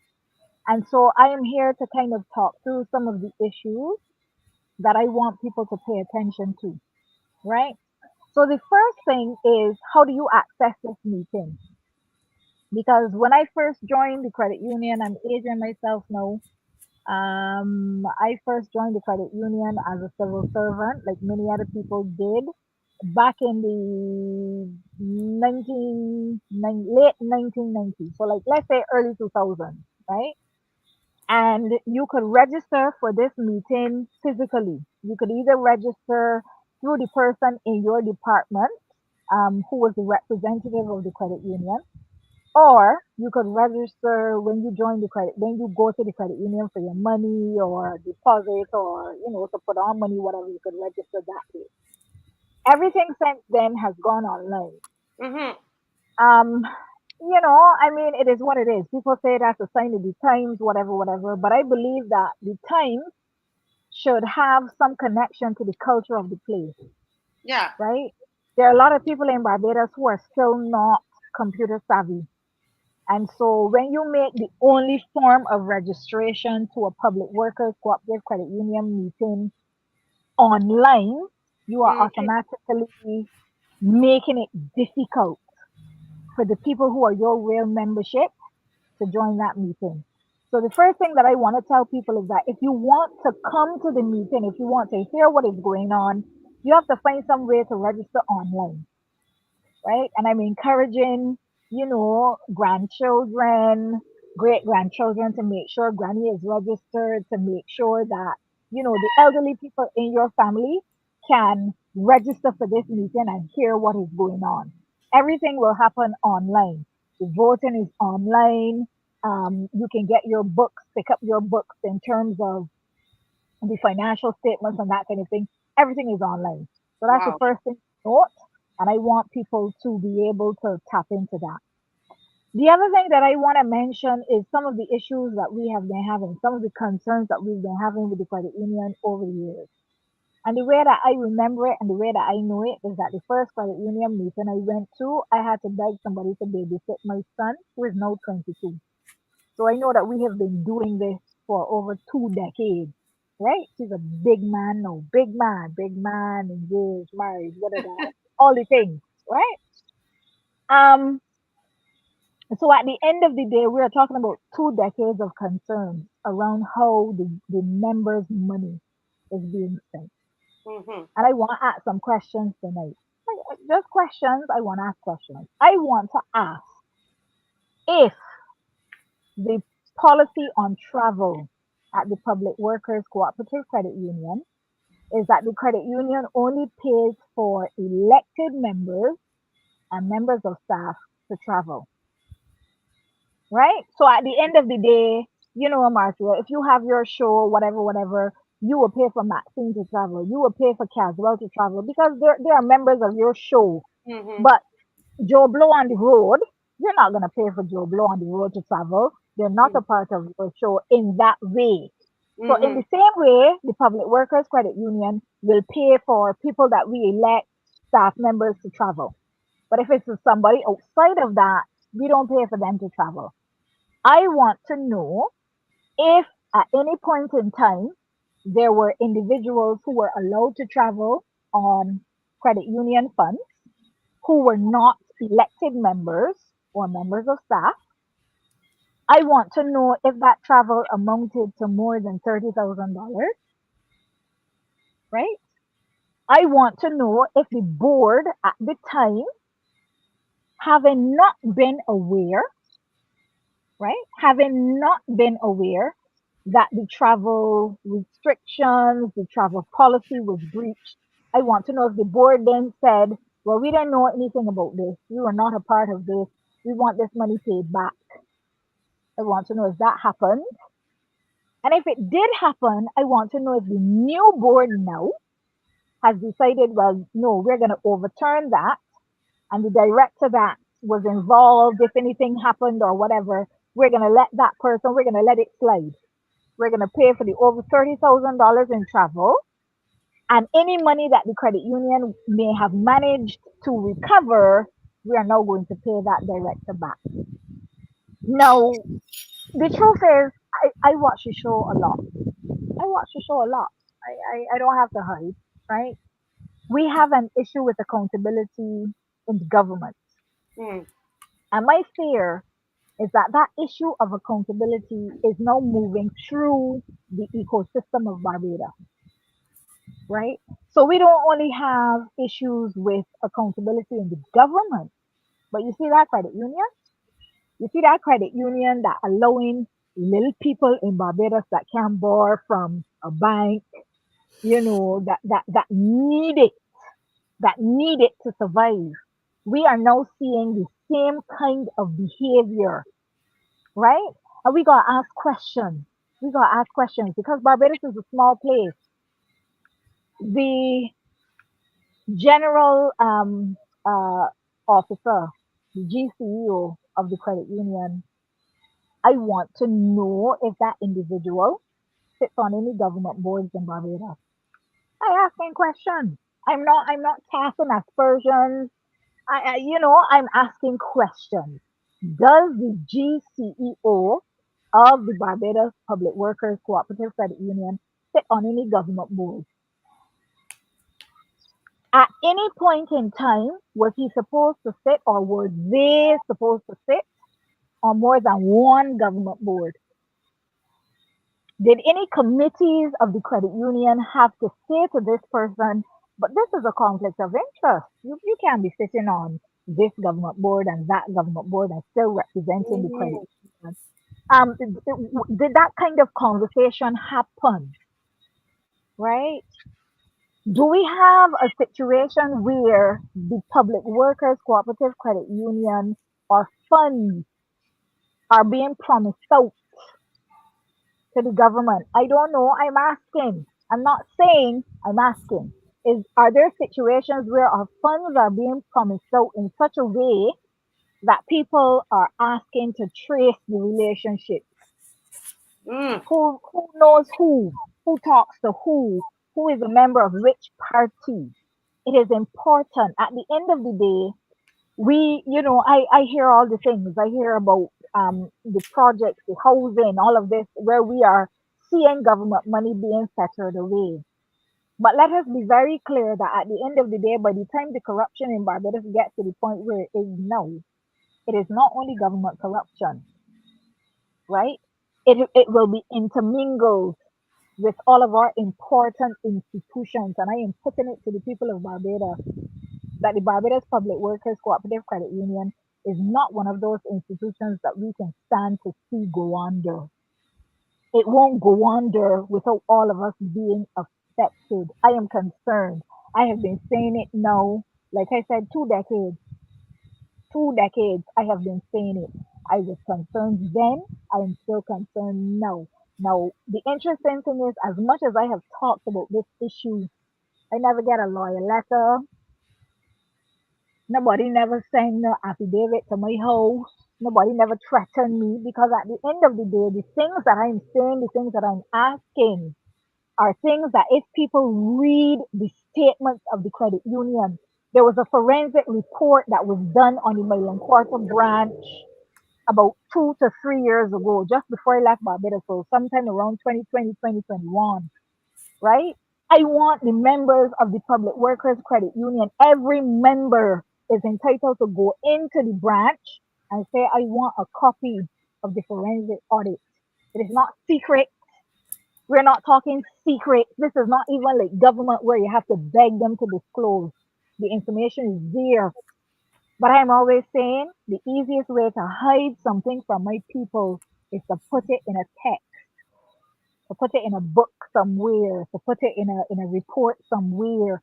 Go at the credit union and ask for the forensic report. The most that they will ask you to do is sign a non-disclosure agreement, but that is fine. Sign it.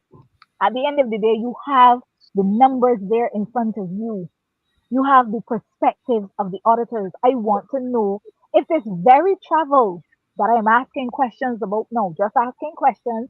I want to know if the auditors have flagged this travel, flagged the fact that we have directors who are using the credit union's money to travel members who are not elected and who are not staff. According to the policy, I want to know if that was flagged by any auditors. At the end of the day, if anything happens with the credit union, we can't say we didn't know. We can't say we didn't know. Marsha, can you just, this is so important. I'm here because these questions that you're raising, these are all questions that you're asking that is based on, you're asking this question based on the policies and based on the kind of handbook of the credit union. These are questions Marsha is asking. And I think this is so important. Everybody stop and share. You know, the reason I say to stop and share, because we're dealing with cricket right now.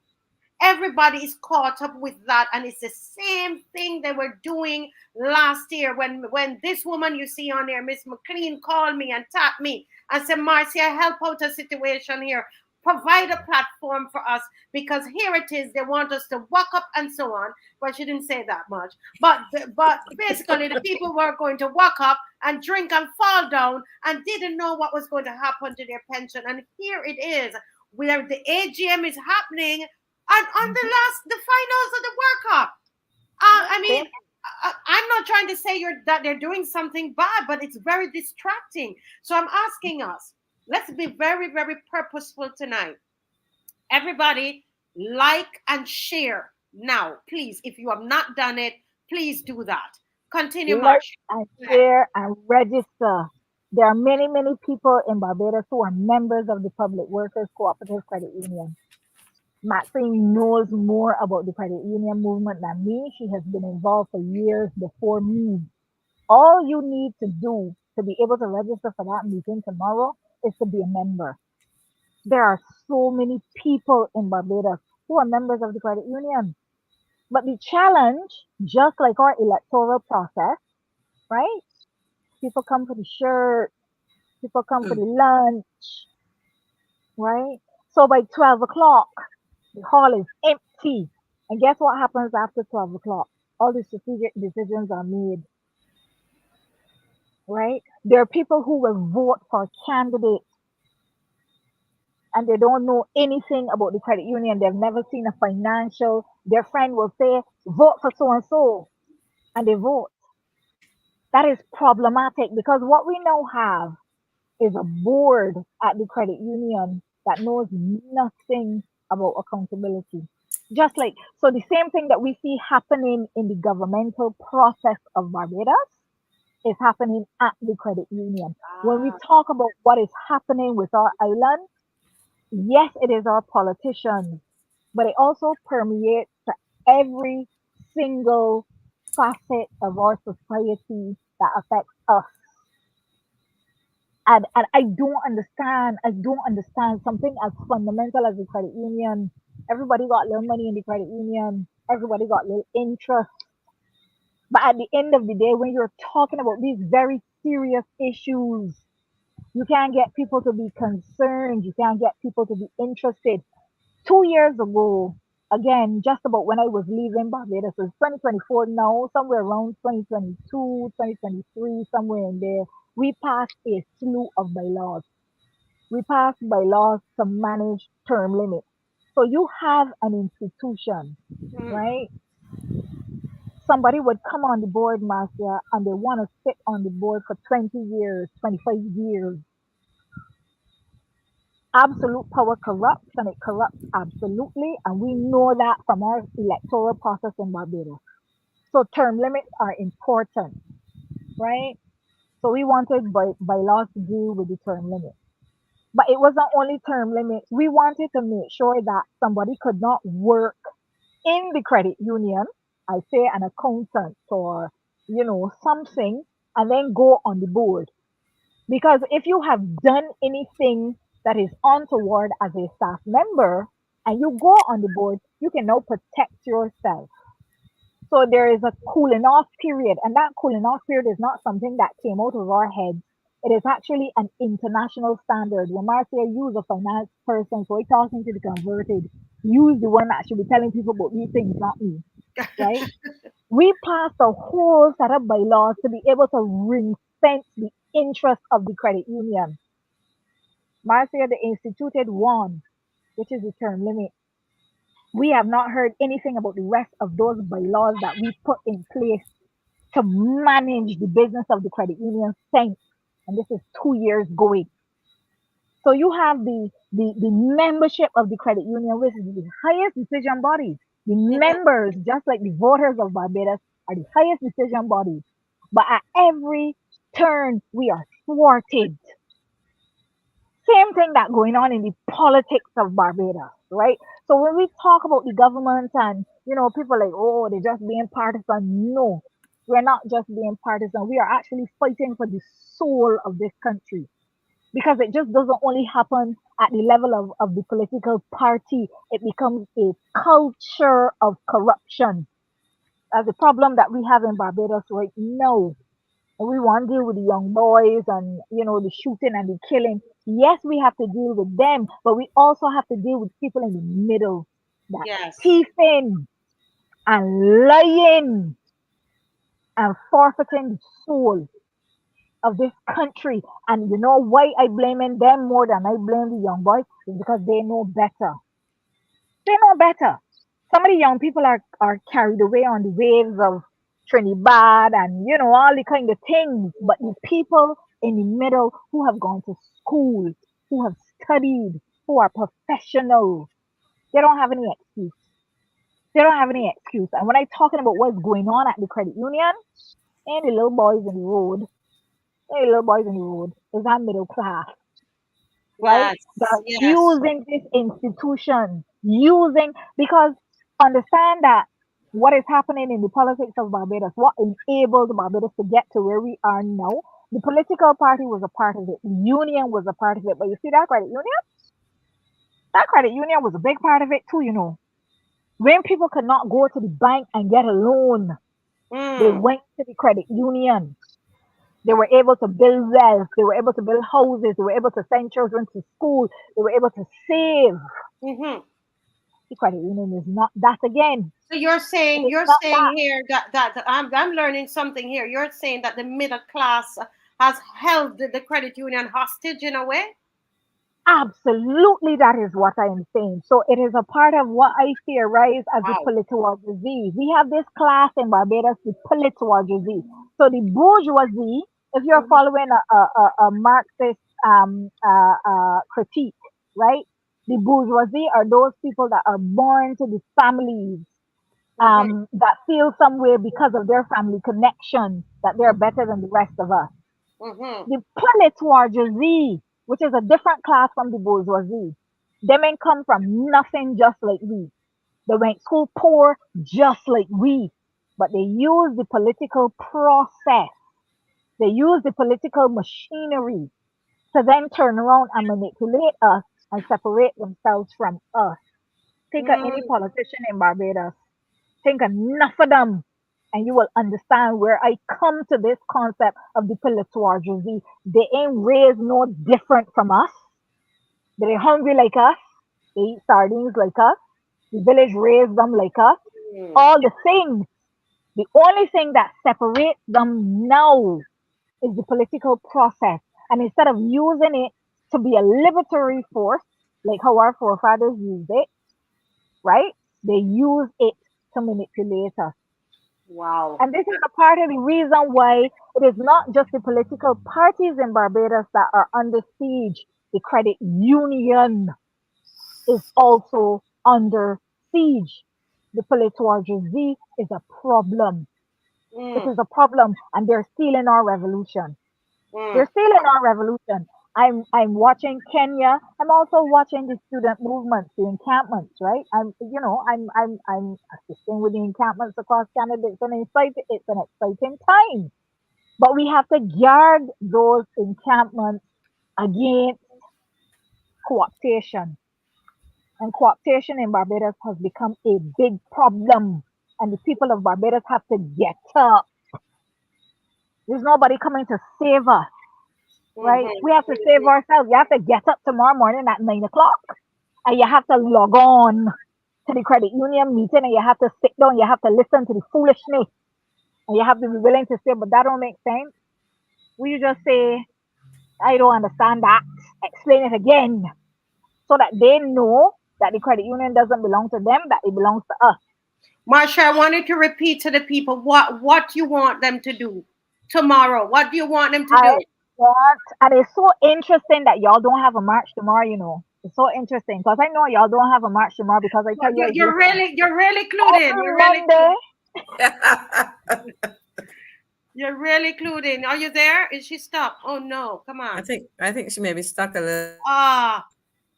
And just as I wanted her to give that call, Marsha. Okay, let's come back on the screen. I think she's stuck. Marsha? Yeah, she's stuck. Okay. I guess because we can hear ourselves, so they should be able to hear us. But Miss McLean, well, you are all about the credit union. Can you, until Marsha comes back on, can you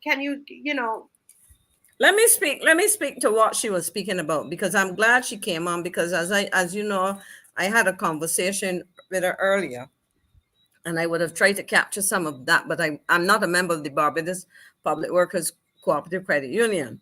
And just let me quickly correct something. I think it was somebody called Square 4 who made reference to two persons, but they are not credit unionists. Even if they're members, the context in which you refer to them is the Barbados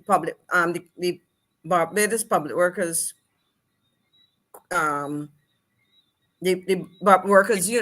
Public Workers Trade Union, not the credit union, because the person made reference to that. Okay, and this is the wrong. I have the wrong name here. No. Somebody called Square One referred to somebody using a credit card. Okay. But it was not a credit. It was not a Barbados Public Workers Credit Union. It was the National Union of Public Workers. That's the credit. That's the trade union, not the credit union. Now let me say very quickly that, first of all, I've heard Marsha speak in very recent times but not only in recent times, but she's spoken certainly as recently as last annual general meeting about some of these problems. And as she correctly said, we cannot have a lack of transparency taking place in the movement. And that is a concern for me. The Barbados public workers, let me call it public workers, because that's what it's called, public workers. That's how people abbreviate it, has had a number of controversies for a number of years. I'm not suggesting that it has put the monies of its members in peril, but it is not the kind of situation that you want the largest credit union, because Public Workers Credit Union is the largest credit union in Barbados. Second to that is the one to which I belong, City of Bridgetown. And everybody knows that the credit union movement, as Marsha pointed out, has been the savior. And I think Peter Earl made the point earlier, and Peter Earl will say this because he has been part of the credit union to which I belong. He was one of the founding signatures. If you go and check them, you will see that he was one of the people who would have been there from the beginning. City of Bridgetown now has probably 70,000 or more members, and persons like myself, I was the 122nd member. And I was told that because they put the names in alphabetical order, I wasn't there. But the point I'm making is there are people like him and persons like myself who have been in the movement actively for 40 plus years. And to sit down and hear these kinds of concerns and situations is worrisome, because the donkey work that was put in to get these organizations to where they are at. And I think Mr. Earl used the expression, and I think I made a note, hijacked by middle class professionals. And to a large extent, that is true. I remember sitting at a credit union meeting and being told that I was old school because I wanted to make sure that we observed the conventions, the foundational values, and so on. And so I think that members, part of the problem, Marcia, is that members have not paid attention to the business. And I just want to say, it so happens that Public Workers AGM has come on the date of this final. It wasn't set last week. Those dates are not decided overnight. And so it so happened, it isn't as though they put it there to not have people coming. It so happens that this thing has come on a day that it has fallen. But I will say to people, it is your business. And because it is a hybrid meeting, meaning that you can be present in person or you can join online, people can be participate and follow, even if they were sitting at Kensington. But I want to say this because Marcia made a very important point about attendance. And it is unfortunate that organizations and the credit unions have gone, while we need to adopt technology, we have to understand, and her words were that they need to appreciate the culture of the organization, and I said, of course, the country as well. Now, there is nothing to stop the credit union having at the conference facility sign-in computers to sign people in the same way that you can sign in online. The vast majority of the credit union members of Public Workers are probably, a lot of them, well, certainly know that they brought on the common bond and so on, but a lot of them are probably retirees. Right. I mean, I know how to use a computer, but until a month or two ago, my eyesight is not what it was not what it is now. I mean, a simple thing like going to an ATM machine with the sun shining across the screen made it virtually impossible for certain people to read what was on the screen. So my point is that you may not have the resources, you may not feel comfortable signing on, you may do the wrong thing and find yourself shut out. So I'm saying that while the hybrid meeting allows a cross-section, more people to attend, you have to make sure that you're not disadvantaging persons who cannot. So everybody, this requirement that everybody sign on online is perhaps highly unreasonable. And I'm saying that you can have the same sign-in process where you are facilitated at the AGM site. Now, I am particularly perturbed, and I want to say to Marcia that I was able to check after we spoke. I spoke to another member, and I was made to understand that issue of the money that was spent on authorized travel, let me call it that, it was taken to the members. So I cannot understand how a new board, the highest authority is the annual general meeting. Why are you laughing, Marcia? So, see what you want me to do. What you want me to do? We have been fighting with the board of the credit union for so long. We took away the credit cards. Every time we stop a hole, they find another hole. You see, but the problem comes when people are being dishonest. Let me be very frank, because when it comes to the credit union, I feel very strongly, because if you look at the profile of the members of the movement, if you look at the average savings held, it isn't people with $50,000 and $60,000 and $100,000. It is people who got $4,000 and $5,000 and all their life savings. So, Marcia, you would understand why I get all worked up about this, because they're people. I remember when we used to laugh and say we served as volunteers for a snack, because we would go after work and they would provide you probably with a drink and a sandwich. Then it graduated to a meal. And then people started to make noise and say they wanted fees. And I remember arguing with somebody at that point. In fact, when they were introduced, I actually came off the board at that time for several years. And the person looked at me and said, "You're all right because you're a director of XYZ company." I said, "Therein lies the difference. I didn't join that company as a director, as a volunteer." And I used to use the expression, "Nobody lassoed me and brought me to the credit union. I volunteered to do it." Now, I understand that, you say to somebody, "I'm going to give you a stipend or whatever, you use gas to come here," whatever the case might be. But people go on those boards to make their CVs look good. Yeah. To get board fees and to go, not to a convention in St. Kitts as it was held last weekend, but to fly to somewhere in Europe or North America to a world conference and that kind of nonsense. And and they are not paying attention. I think Peter Miss McLean, I want to pause you there because I'm not sure how long her Wi-Fi is going to hang on for, and I need her to make that call, right? Okay. I want her to make the call so she can go. I really want her to do that. Go right ahead. Talk to the people. Let's see if we can hear you. What you can do, try turning off your camera. Try turning off the camera and see, because do you see the levels at which Marsha, I don't know, you should jump over the neighbor fence to get to another part of Wi-Fi, but how important this is to her, okay? So I'm treating it just as important, and I ask all my other guests to please understand. All right, let me try to put her. Go ahead, Marsha. So let me just finish and let me say there's no march tomorrow. No, that was like I said, I watch the show Sunday, Monday, Wednesday, Friday, I shave, right? So I know there's no march tomorrow, but I know there's a People's Parliament on Sunday. So tomorrow, the people are available to register for the Barbados Public Workers Cooperative Credit Union Annual General Meeting. As long as you are a member, you go to the Barbados Public Workers Cooperative Credit Union website, and one of the Okay. So I'm going to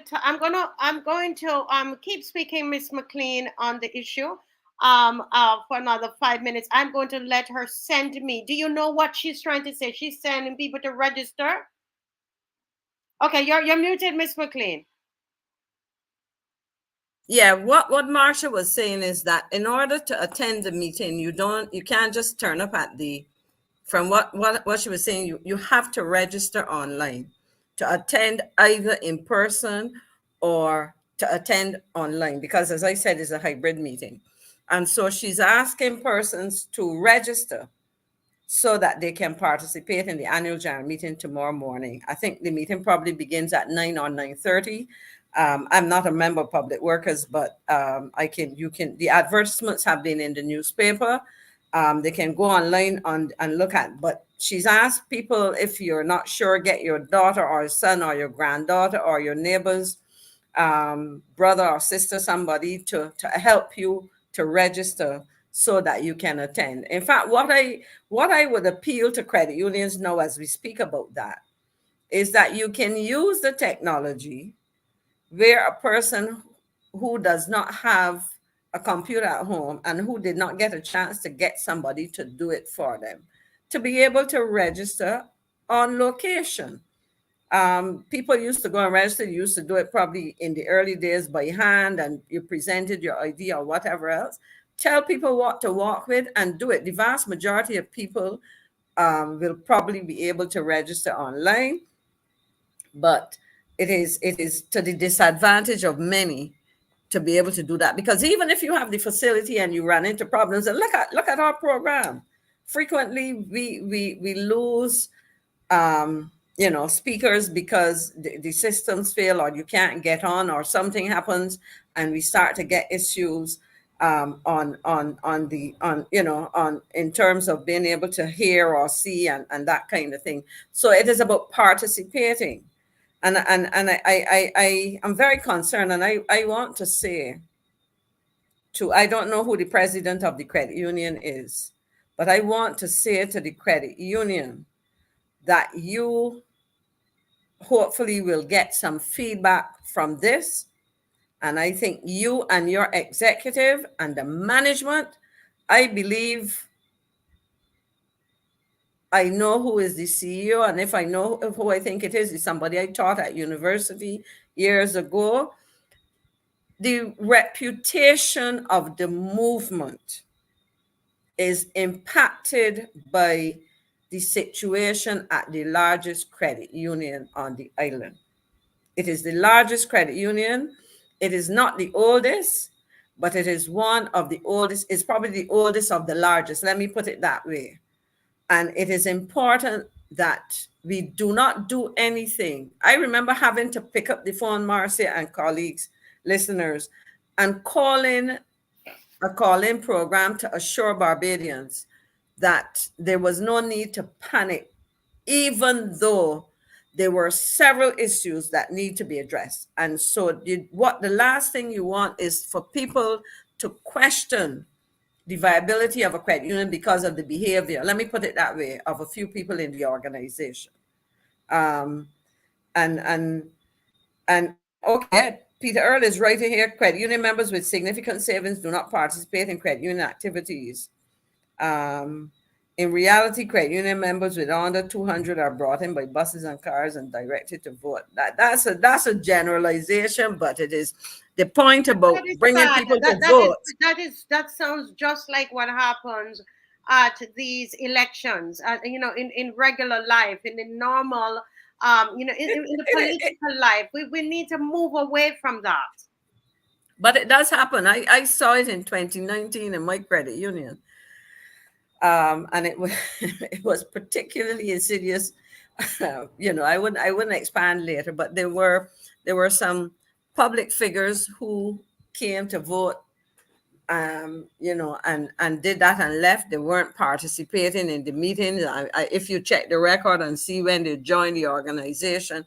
But what I would say is this kind of thing does nothing for the credit union. I mean, I have seen it. And it continues in credit unions, and it does nothing for the institutions. Yeah. The credit unions are at a point now, and this is something I want to say because I think the same Mr. Earl made a comment in relation to the activities and the contribution. Credit unions, I call it phase 1, phase 2, phase 3, or level 1, 2, and 3. Credit unions in the 80s, there was a surge in terms of the formations of credit unions. City of Bridgetown was formed in 1983. I believe that same year they've changed the name now, but the Barbados Workers Union Credit Union was formed. Some years later, I mean, you have about 35 credit unions in Barbados, and of those, the large ones are public workers, which Marshall belongs. COB, to which I belong, is Barbados Teachers Credit Union. There's some smaller, but what I would call more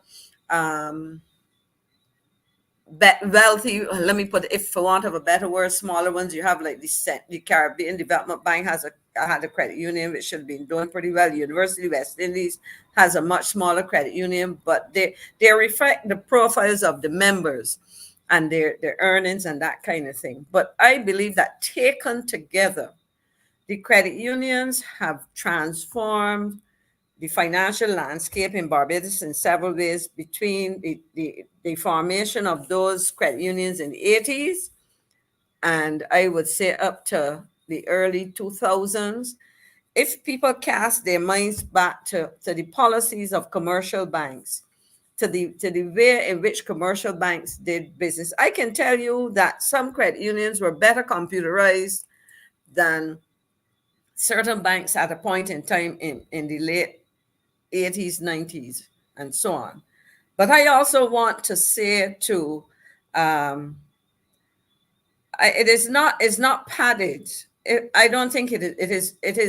Well, if people choose to come, and if people bring people and say, go and vote for John Brown, and they do that, I don't know if that is padding.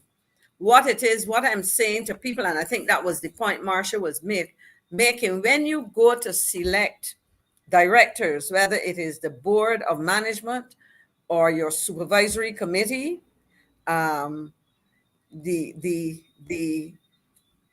your responsibility is to look at those candidates. Ask yourself, do these people understand what the philosophy, what the fundamental underpinnings, the principles that should inform credit union, what these things are, and are these people in a position to make influence the kind of decisions? But I go back to the point, Marcia and viewers, that unlike some other institutions, in fact, contrast, let me not say other institutions, a credit union, like a commercial bank, is a financial institution the fundamental difference, both of them are offering financial services. Nowadays with smart cards and so on, the credit unions for years were not allowed to issue, they couldn't issue checks, but nowadays checks are a thing of the past for the most part. But because you have debit cards and and that kind of thing where you can do those kind of transactions. But at the end of the day, the point is that the credit union, while it is intended to offer financial services, it is offering those financial services to members and not mere customers. So your quote unquote customer is the member of the credit union. And therein lies the fundamental difference between the credit union and a commercial bank. Right. I was a director of 2 commercial banks, ironically sitting next to my credit union. And I, as a director of the commercial bank, was concerned about making decisions that would increase the value of the shareholdings. By doing the bank's business was to make profits for the shareholders. And so, for example, the credit union, on the other hand, is intended to, and I listen to the language I use, to generate surpluses, not profits. Mm-hmm. Even though it's essentially the same, but there's a fundamental difference, surpluses. The reason being, the fundamental difference has to do with what you seek to do as a member-driven organization, which is the credit union. You try to minimize the cost to members and maximize the benefits. Whereas on the other hand, the bank, which is working in the interest of its shareholders, looks to maximize the benefits to the shareholder. So where the credit union theoretically will offer a higher interest rate on saving and try to keep their rates on loans lower, you would find the reverse in a bank. So a bank would charge you more interest on a loan so that they make more money for the shareholder. Yes. And pay as little interest as they can on a saving. So that's one of the basic differences. And something that I want to raise another point. Yes, and then I'm going to make the appeal that Marsha wants again with this side. So go ahead, Ms. McLean. Okay, and I want to comment on something that Peter Earl said. He said members do not understand financial statements. So in other words, he was saying when you look at your annual report, you may not understand financial statements. A fundamental principle of the credit union movement is education of its members. Credit unions traditionally, and I say this because I was involved at the league level and I read the annual reports of various credit unions in Barbados traditionally, as elsewhere, used to allocate money for member education. And so there is absolutely nothing, it's not impossible, it is very possible, let me put it that way, that part of any education drive for members would be to help them to understand what is in their annual report, why it is there, what is its significance to the member, how they should interpret them, what kinds of questions they should ask, should there be any issues that they want clarified. So there's nothing to stop them. Also, I would say this though, credit unions have put on all kinds of courses, but by and large, as with the other things, few people take the time to educate themselves and to pay basic interest in their affairs at the credit union, whether it's at the individual credit union level or at the movement level nationally. And I promise there's another issue, Marcia, that I want to raise, but it will take time in a session by itself to discuss that. And that has to do with the regulators, but I over to you.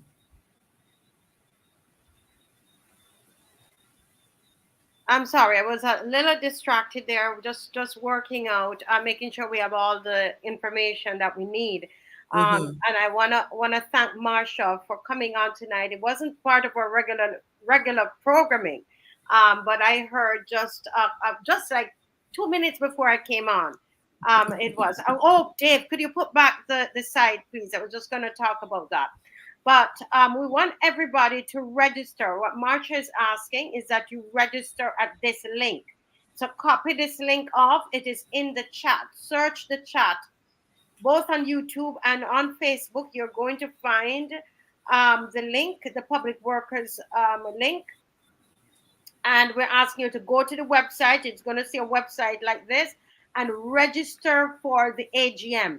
You have to register to the AGM. You see the pages here? It has the agenda. Let's make it bold, and so that you can see it, because this is the reason that she came on. I'm seeing that the chat is busy. You're busy in the chat doing other things. And right now, if we could just pause a minute and pay attention, I'm being like I'm in school, because this is important, and this is why we miss a lot of things. And then we're blaming the young people and saying the young people not doing this, and then we're doing the same thing. Can we just take a focus here, guys? Are you a member of the Barbados Public Workers Credit Union? There is an AGM tomorrow at 9 o'clock, and it is important for you to register. There are lots of things that you need to ask questions about. You need to hear what's happening, how your money is being spent. Ask about, find out about what's the policy on travel. Ask about if there's any conflict of interest for the board members. Do you have board members who are on boards that they're not supposed to be on? These are questions that you need to ask. This is your money, right? That is there. Very important. So you need to register. The way you register, you go to this link that is there. If you can't do it, get your grandchildren to do it. Get somebody to do it for you. And you go on, and you will see the page, like this page that comes up here, and you register. There's a meeting registration. You see it over there on the right hand side, right? And yes, the cursor is there on the right hand side, and you register there so that you can attend the AGM. You're not computer literate, please ask somebody to help you to register, okay? But make sure that is done for tomorrow, 9 o'clock. We don't have a march. We don't have a march tomorrow. Remember now, no march tomorrow. So you can use the time to get that done, okay?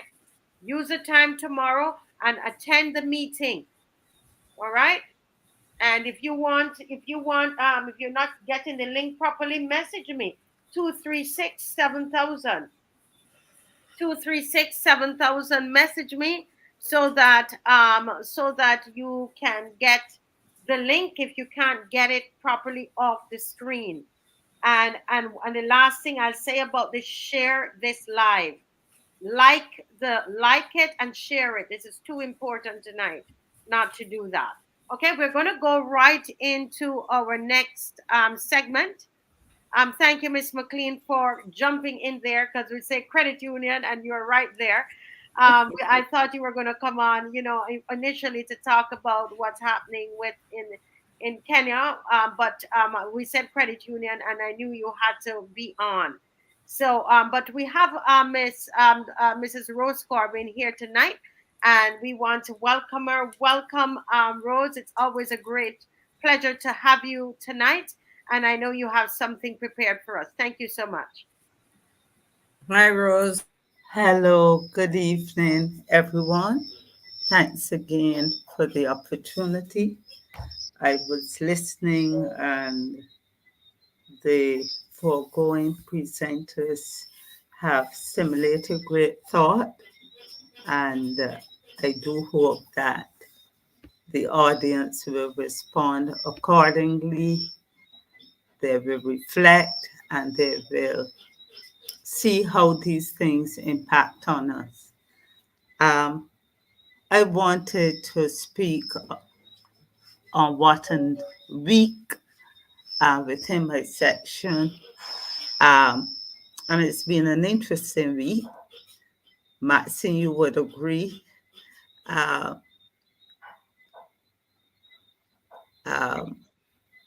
Marcia would agree.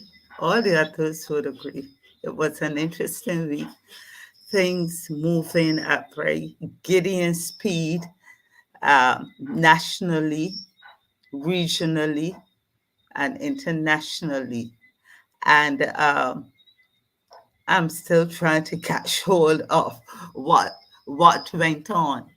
I did a slide in terms of to sum up what the week was for me, was like for me.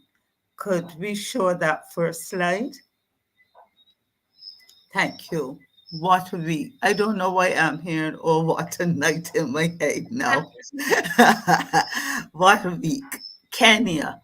I'll come back to that at another time. I think that our guest spoke extensively and from the experience and on the ground of what is happening in Kenya.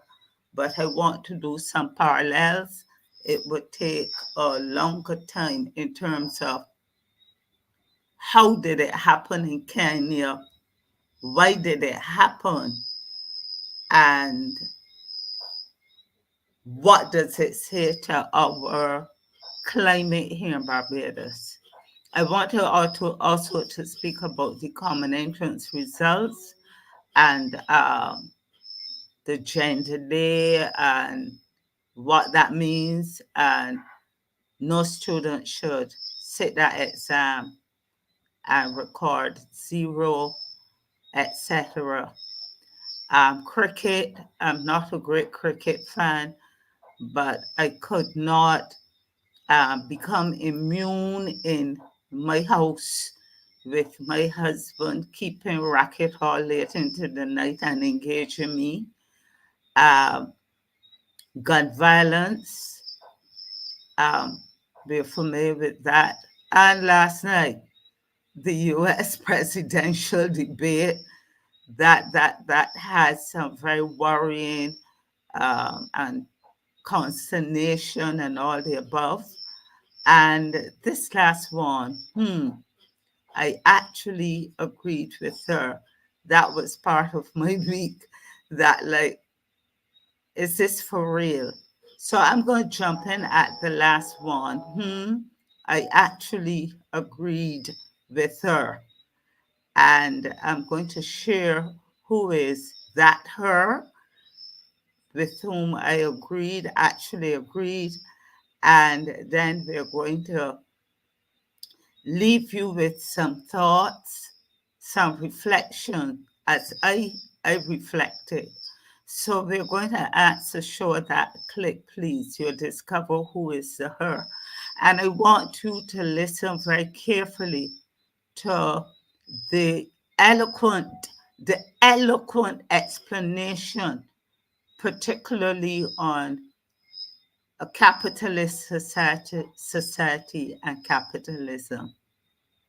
So please play that for us.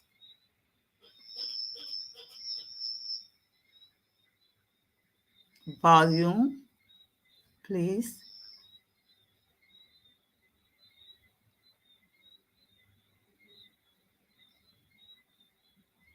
And for those of you who are unaware, this is the debate in the upper house on the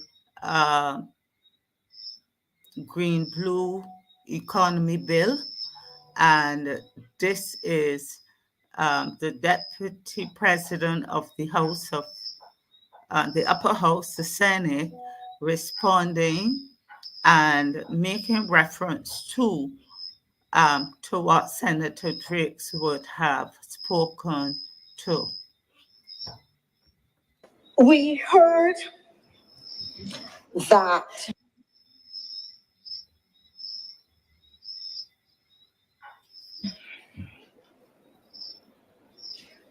and I agree with the honorable senator that, and I think she understands that I take technical points. So I think the honorable senator made the point that, this is going to be a technical point, so there won't be any need to get up.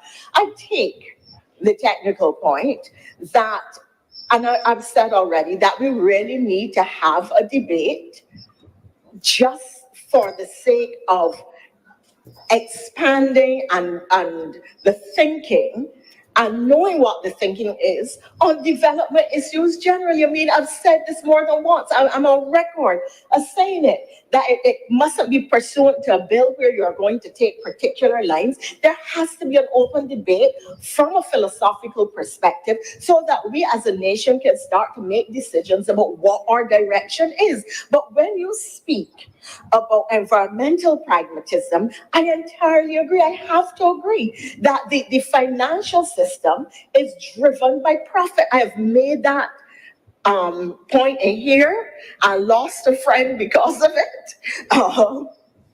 That, the private sector is driven by profit, and therefore they are going to make decisions based on how they maximize profit, and that is not necessarily in the interest of the environment or the small man or the wider society. That is just the reality of how capitalism works, and it's not an insult or an attack on any particular individual. That is the nature of capitalism.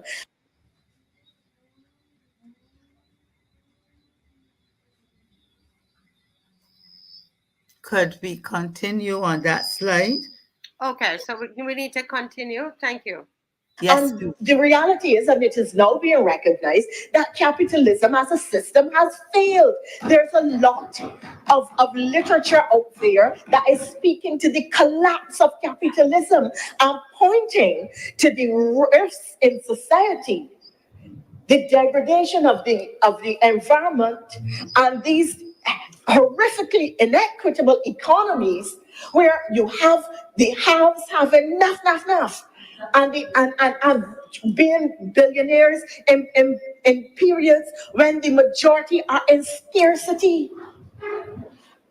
How do you stop this kind of inequity where people, no matter how hard they work, cannot survive? That you are working I just came from the United States. I think, sir, I believe that the media. I found myself shaking my head as the Honorable Senator theorized and pontificated on capitalism, and I shook my head in agreement with the theory. I shook my head in agreement that capitalism enables the certain persons to have enough to become billionaires.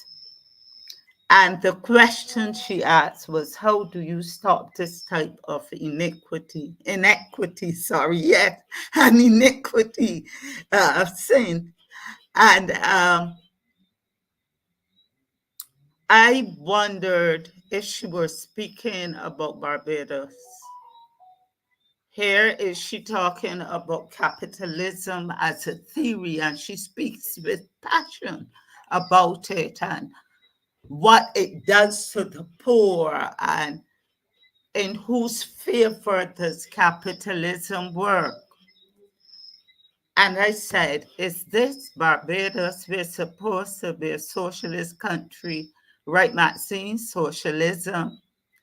And but I see such great evidence of capitalism, particularly over the last couple of years under this administration, that I chided myself. I quarreled with myself for not paying as great attention when I attended those lectures at University of Manchester, when I was studying education and provision of education. It was like, move along smartly, let me get into the area I want, adult education and literacy, move along smartly. I'm not into all this gender and capitalism and budgeting for education, not knowing that I'll be involved at this level. So I went, Maxine and Marcia, as usual, to find out what I missed and to contextualize it to what's happening in Barbados, because the more I look around, the more I observe, the more I see the disparity and the gaps and the marginalization. And maybe some social scientists might be able to link what is happening with crime and violence to the kind of society that we have that seems to be moving towards capitalism and favoring the rich, the moneyed, and the creating millionaires and billionaires, while others are living on the poverty line or below the poverty line. And they're going to get, this government is going to get a surprise, but I know they're aware of it. When they go out to do the household assessments, they will see how poor households are and impoverished. So let's look quickly with my colleagues here and you audience.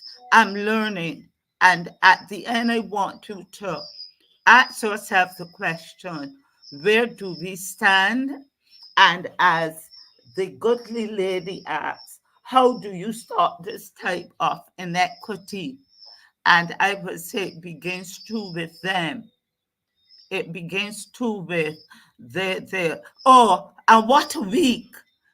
Just before he came on the show, the news said that we get enough money again from IMF. She asks, how do you stop this type of inequity? And with the borrowing that they're engaging in, we will see the gaps continue to widen under the bondage and the burden of IMF. So let's quickly do some comparison between capitalism and socialism. I am not a political scientist. I'm not an economist. I'm learning with you, but I want you to discover with me where we stand along the continuum. So let's see that slide quickly.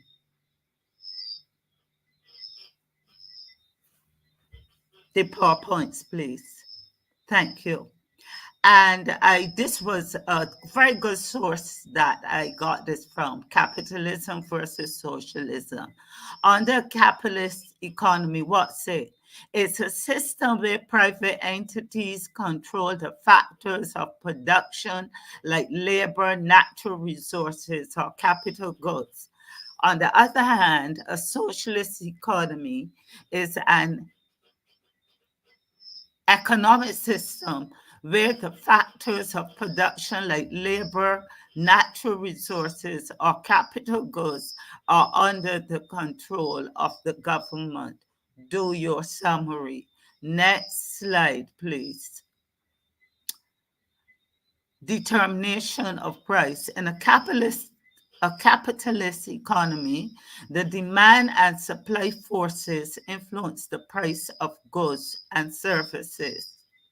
In a socialist economy, the price of goods and services is under the government supervision and control.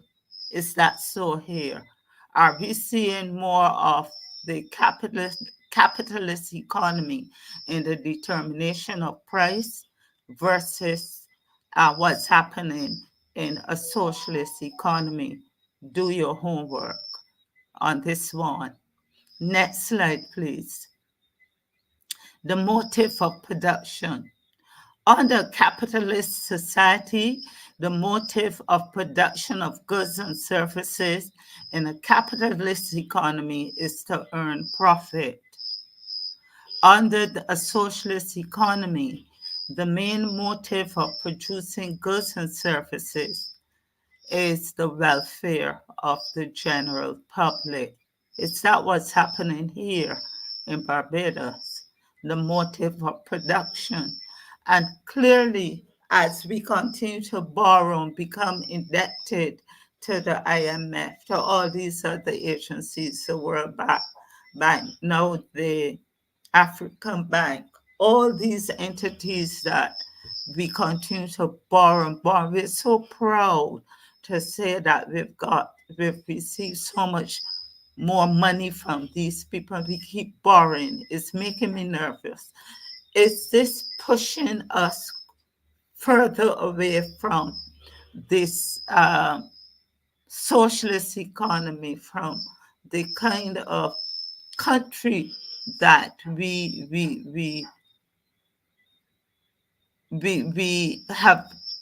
became, and where we going now under this government? I'm just responding to what the deputy chair of the Senate says. She pointed out what the Capitalist Society, to quote her, she said that it's having enough. These, in a capitalist society, there are persons who have enough. The poor is living in impoverished conditions. A capitalist society creates billionaires. And she asks, how do you stop this type of inequity? I am putting that question to you, not as part of a learned debate in the upper Senate, with which Madam Maxine Sir is familiar. It is more than a debate. She raised a question. How do you stop this? And it is not how do you, yes, we have ways of stopping it through entities like this, fora like this, through the calling programs, through writing to the editor and crying out. But the question is, how do they as a government stop this type of inequity? That is the question that needs to be turned roundabout, pointing back at them, and not you generally, but how do we? I think that would have been a better question asked. Let's look at the next slide, please. The role of government. There is minimum or no role of the government in a capitalist economy when it comes to the production and distribution of goods and services. However, on the other hand, in a socialist economy, the government has complete control over the production and distribution of goods and services. Is this evident in Barbados? Is this evident in Barbados?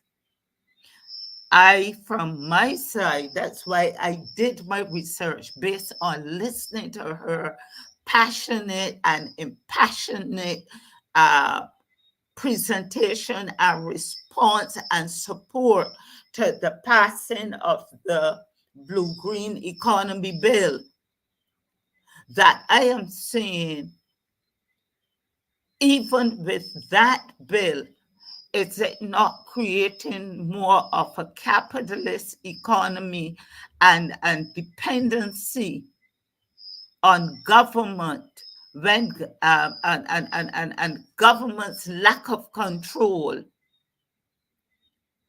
and which enables the rich to get richer, as the lady said, enough.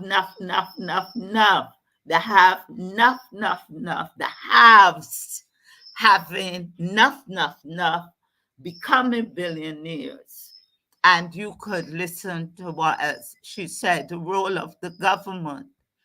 There's a minimal or no role of the government in a capitalist society when it comes to the production and distribution of goods and services. In a socialist economy, the government has complete control over the production and distribution of goods and services. Next slide.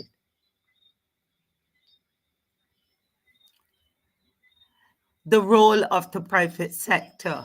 The private sector completely dominates the production of goods and services and the distribution within a capitalist society. The private sector has no role in the production of goods and services and the distribution within a socialist economy.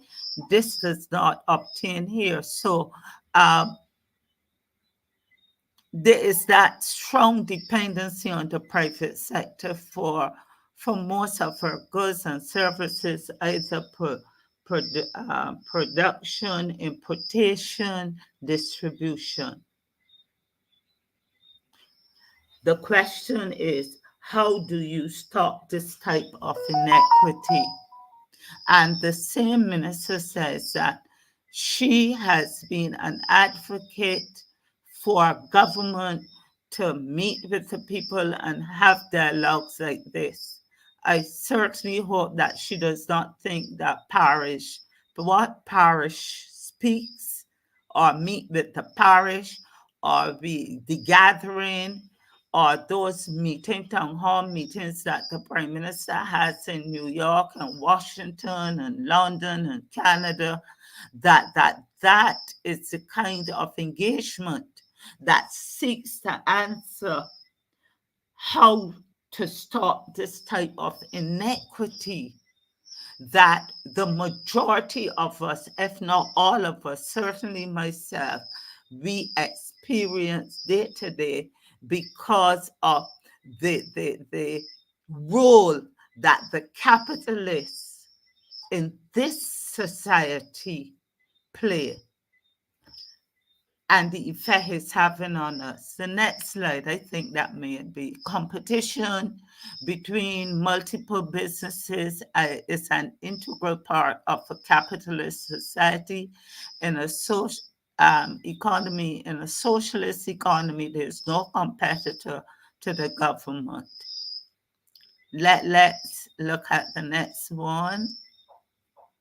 Distribution of income is unequal in a capitalist society.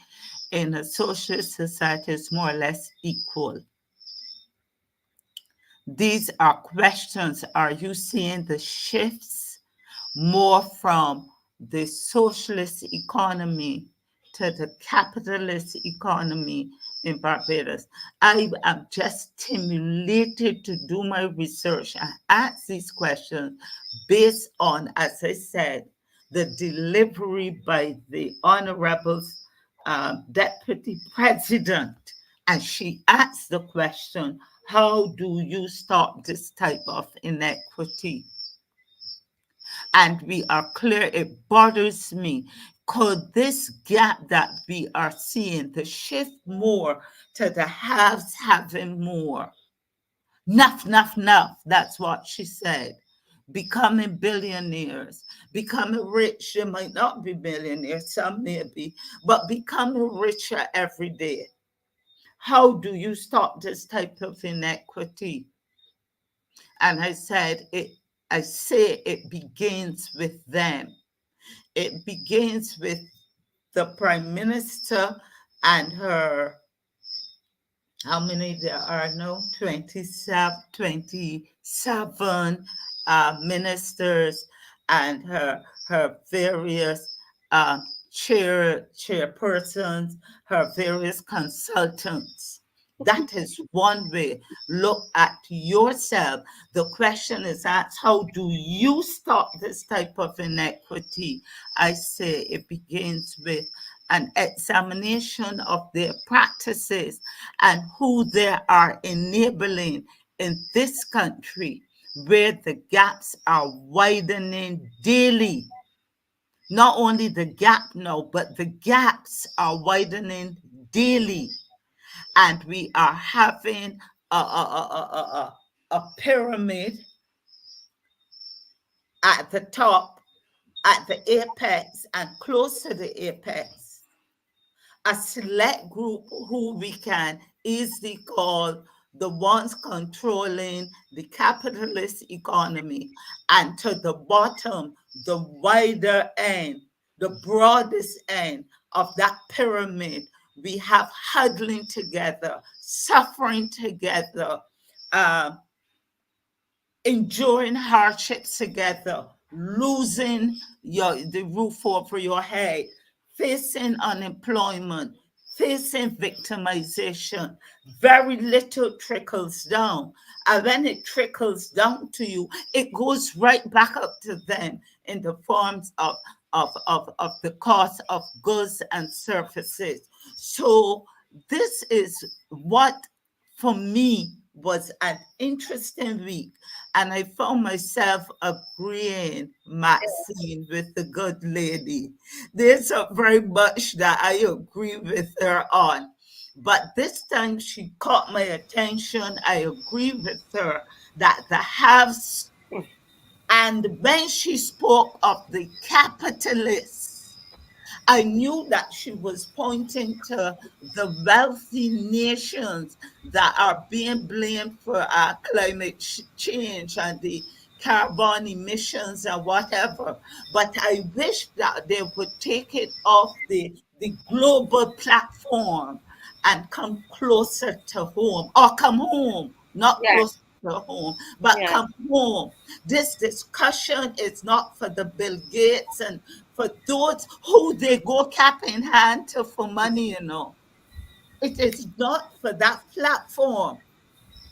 So I believe that narrative and that discussion was targeting the capitalists far out there. But what about the capitalists here, the trends here in Barbados that cause us to worry, whither are we heading? Yes. And if we are moving away from that, the people form the society, and the people's needs are to be met through Yes. government and good governance by those for whom the people voted.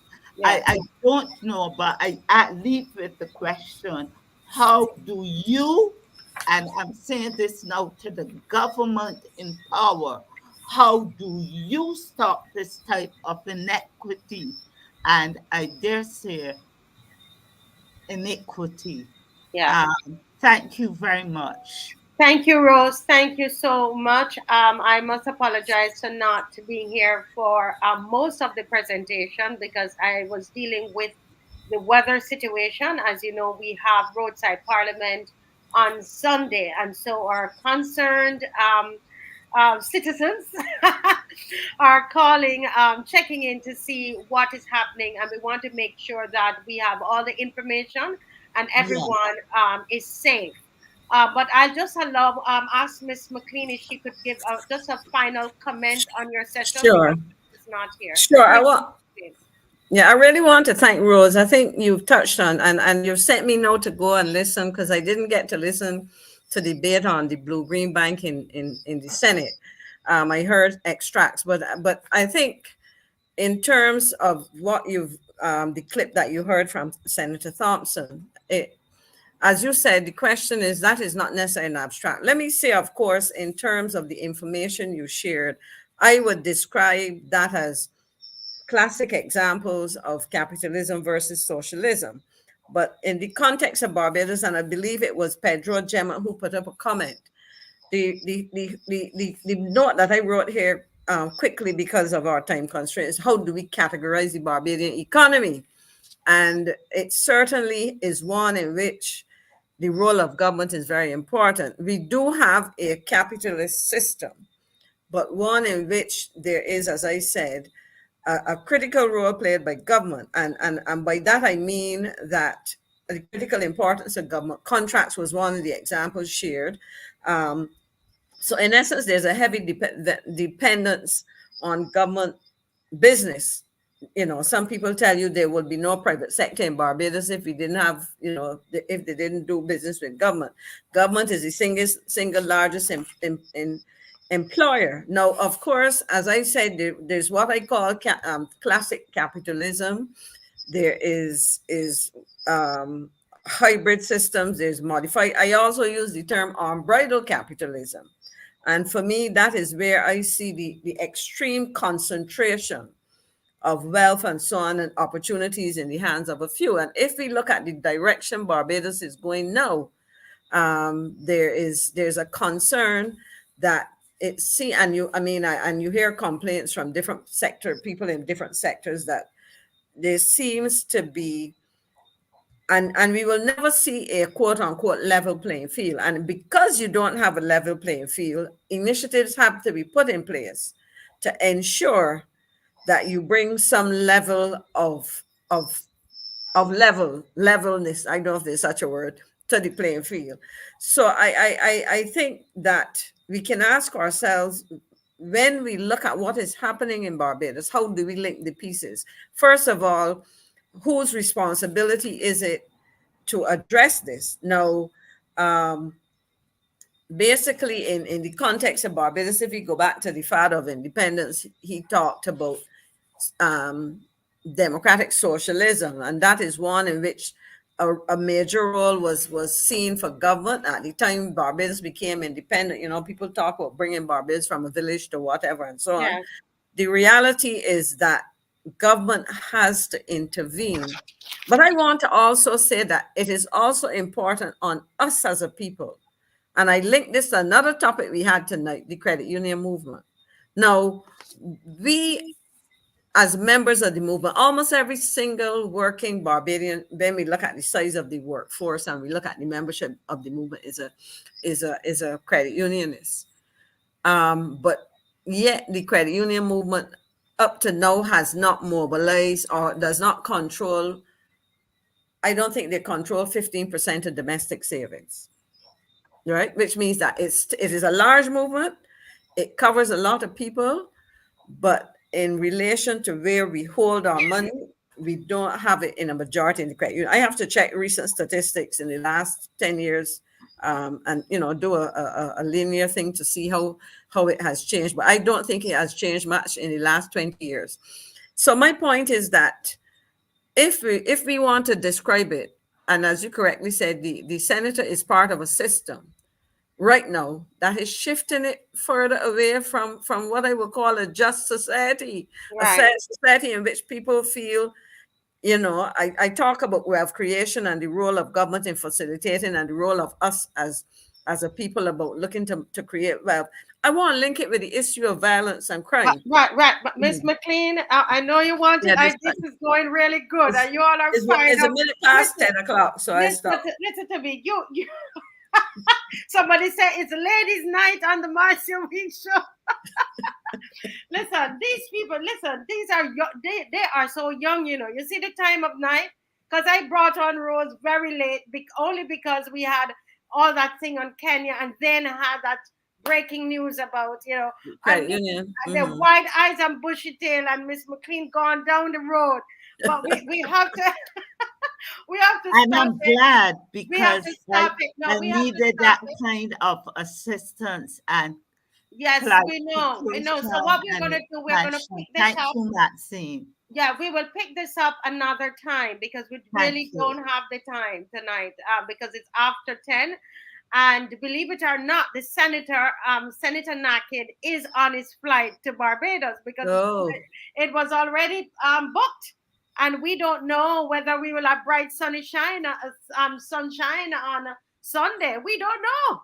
If the rain is pouring down, we may have to do it indoors. We might just have to do it indoors. So listen out, everybody, because we're not going to let that ticket waste. And we want to thank those that helped for him to take care of him in a nice hotel. And those, I can't say everybody, because you know how it is. We put in our $1 and $2 in this, and everybody work together and do this kind of stuff. So we do have our roadside parliament is scheduled for Sunday at 5:30. In addition to that, we have a walk that we're doing from Hearts Gap. I'm saying that right? Yes, thank you. From Hearts Gap, we're going to be we're actually going to be walking from Hearts Gap, which is only like 15 minutes walk or so, back to Hastings Rock, as we just remember those young men who have fallen, who have died, who were killed this year. There are 18 of them. I spoke to a relative of one today, and it really left me in such a state, because a lot of times, because we don't know people who have have had their relatives have lost them in this kind of way, we sometimes stay far and we make judgments, instead of trying to understand the situation, and and try our best to find ways for it not to continue. So I think that it's important that we, at our roadside parliament, we're going to remember those 18 young men on Sunday. That's Sunday, 4:30. We're going to get there 1 hour before, and those of you who want to walk and remember, and to walk past one of the 4th Avenue on Hearts Gap, where one of those young men was gunned down, and we want to walk past that particular area.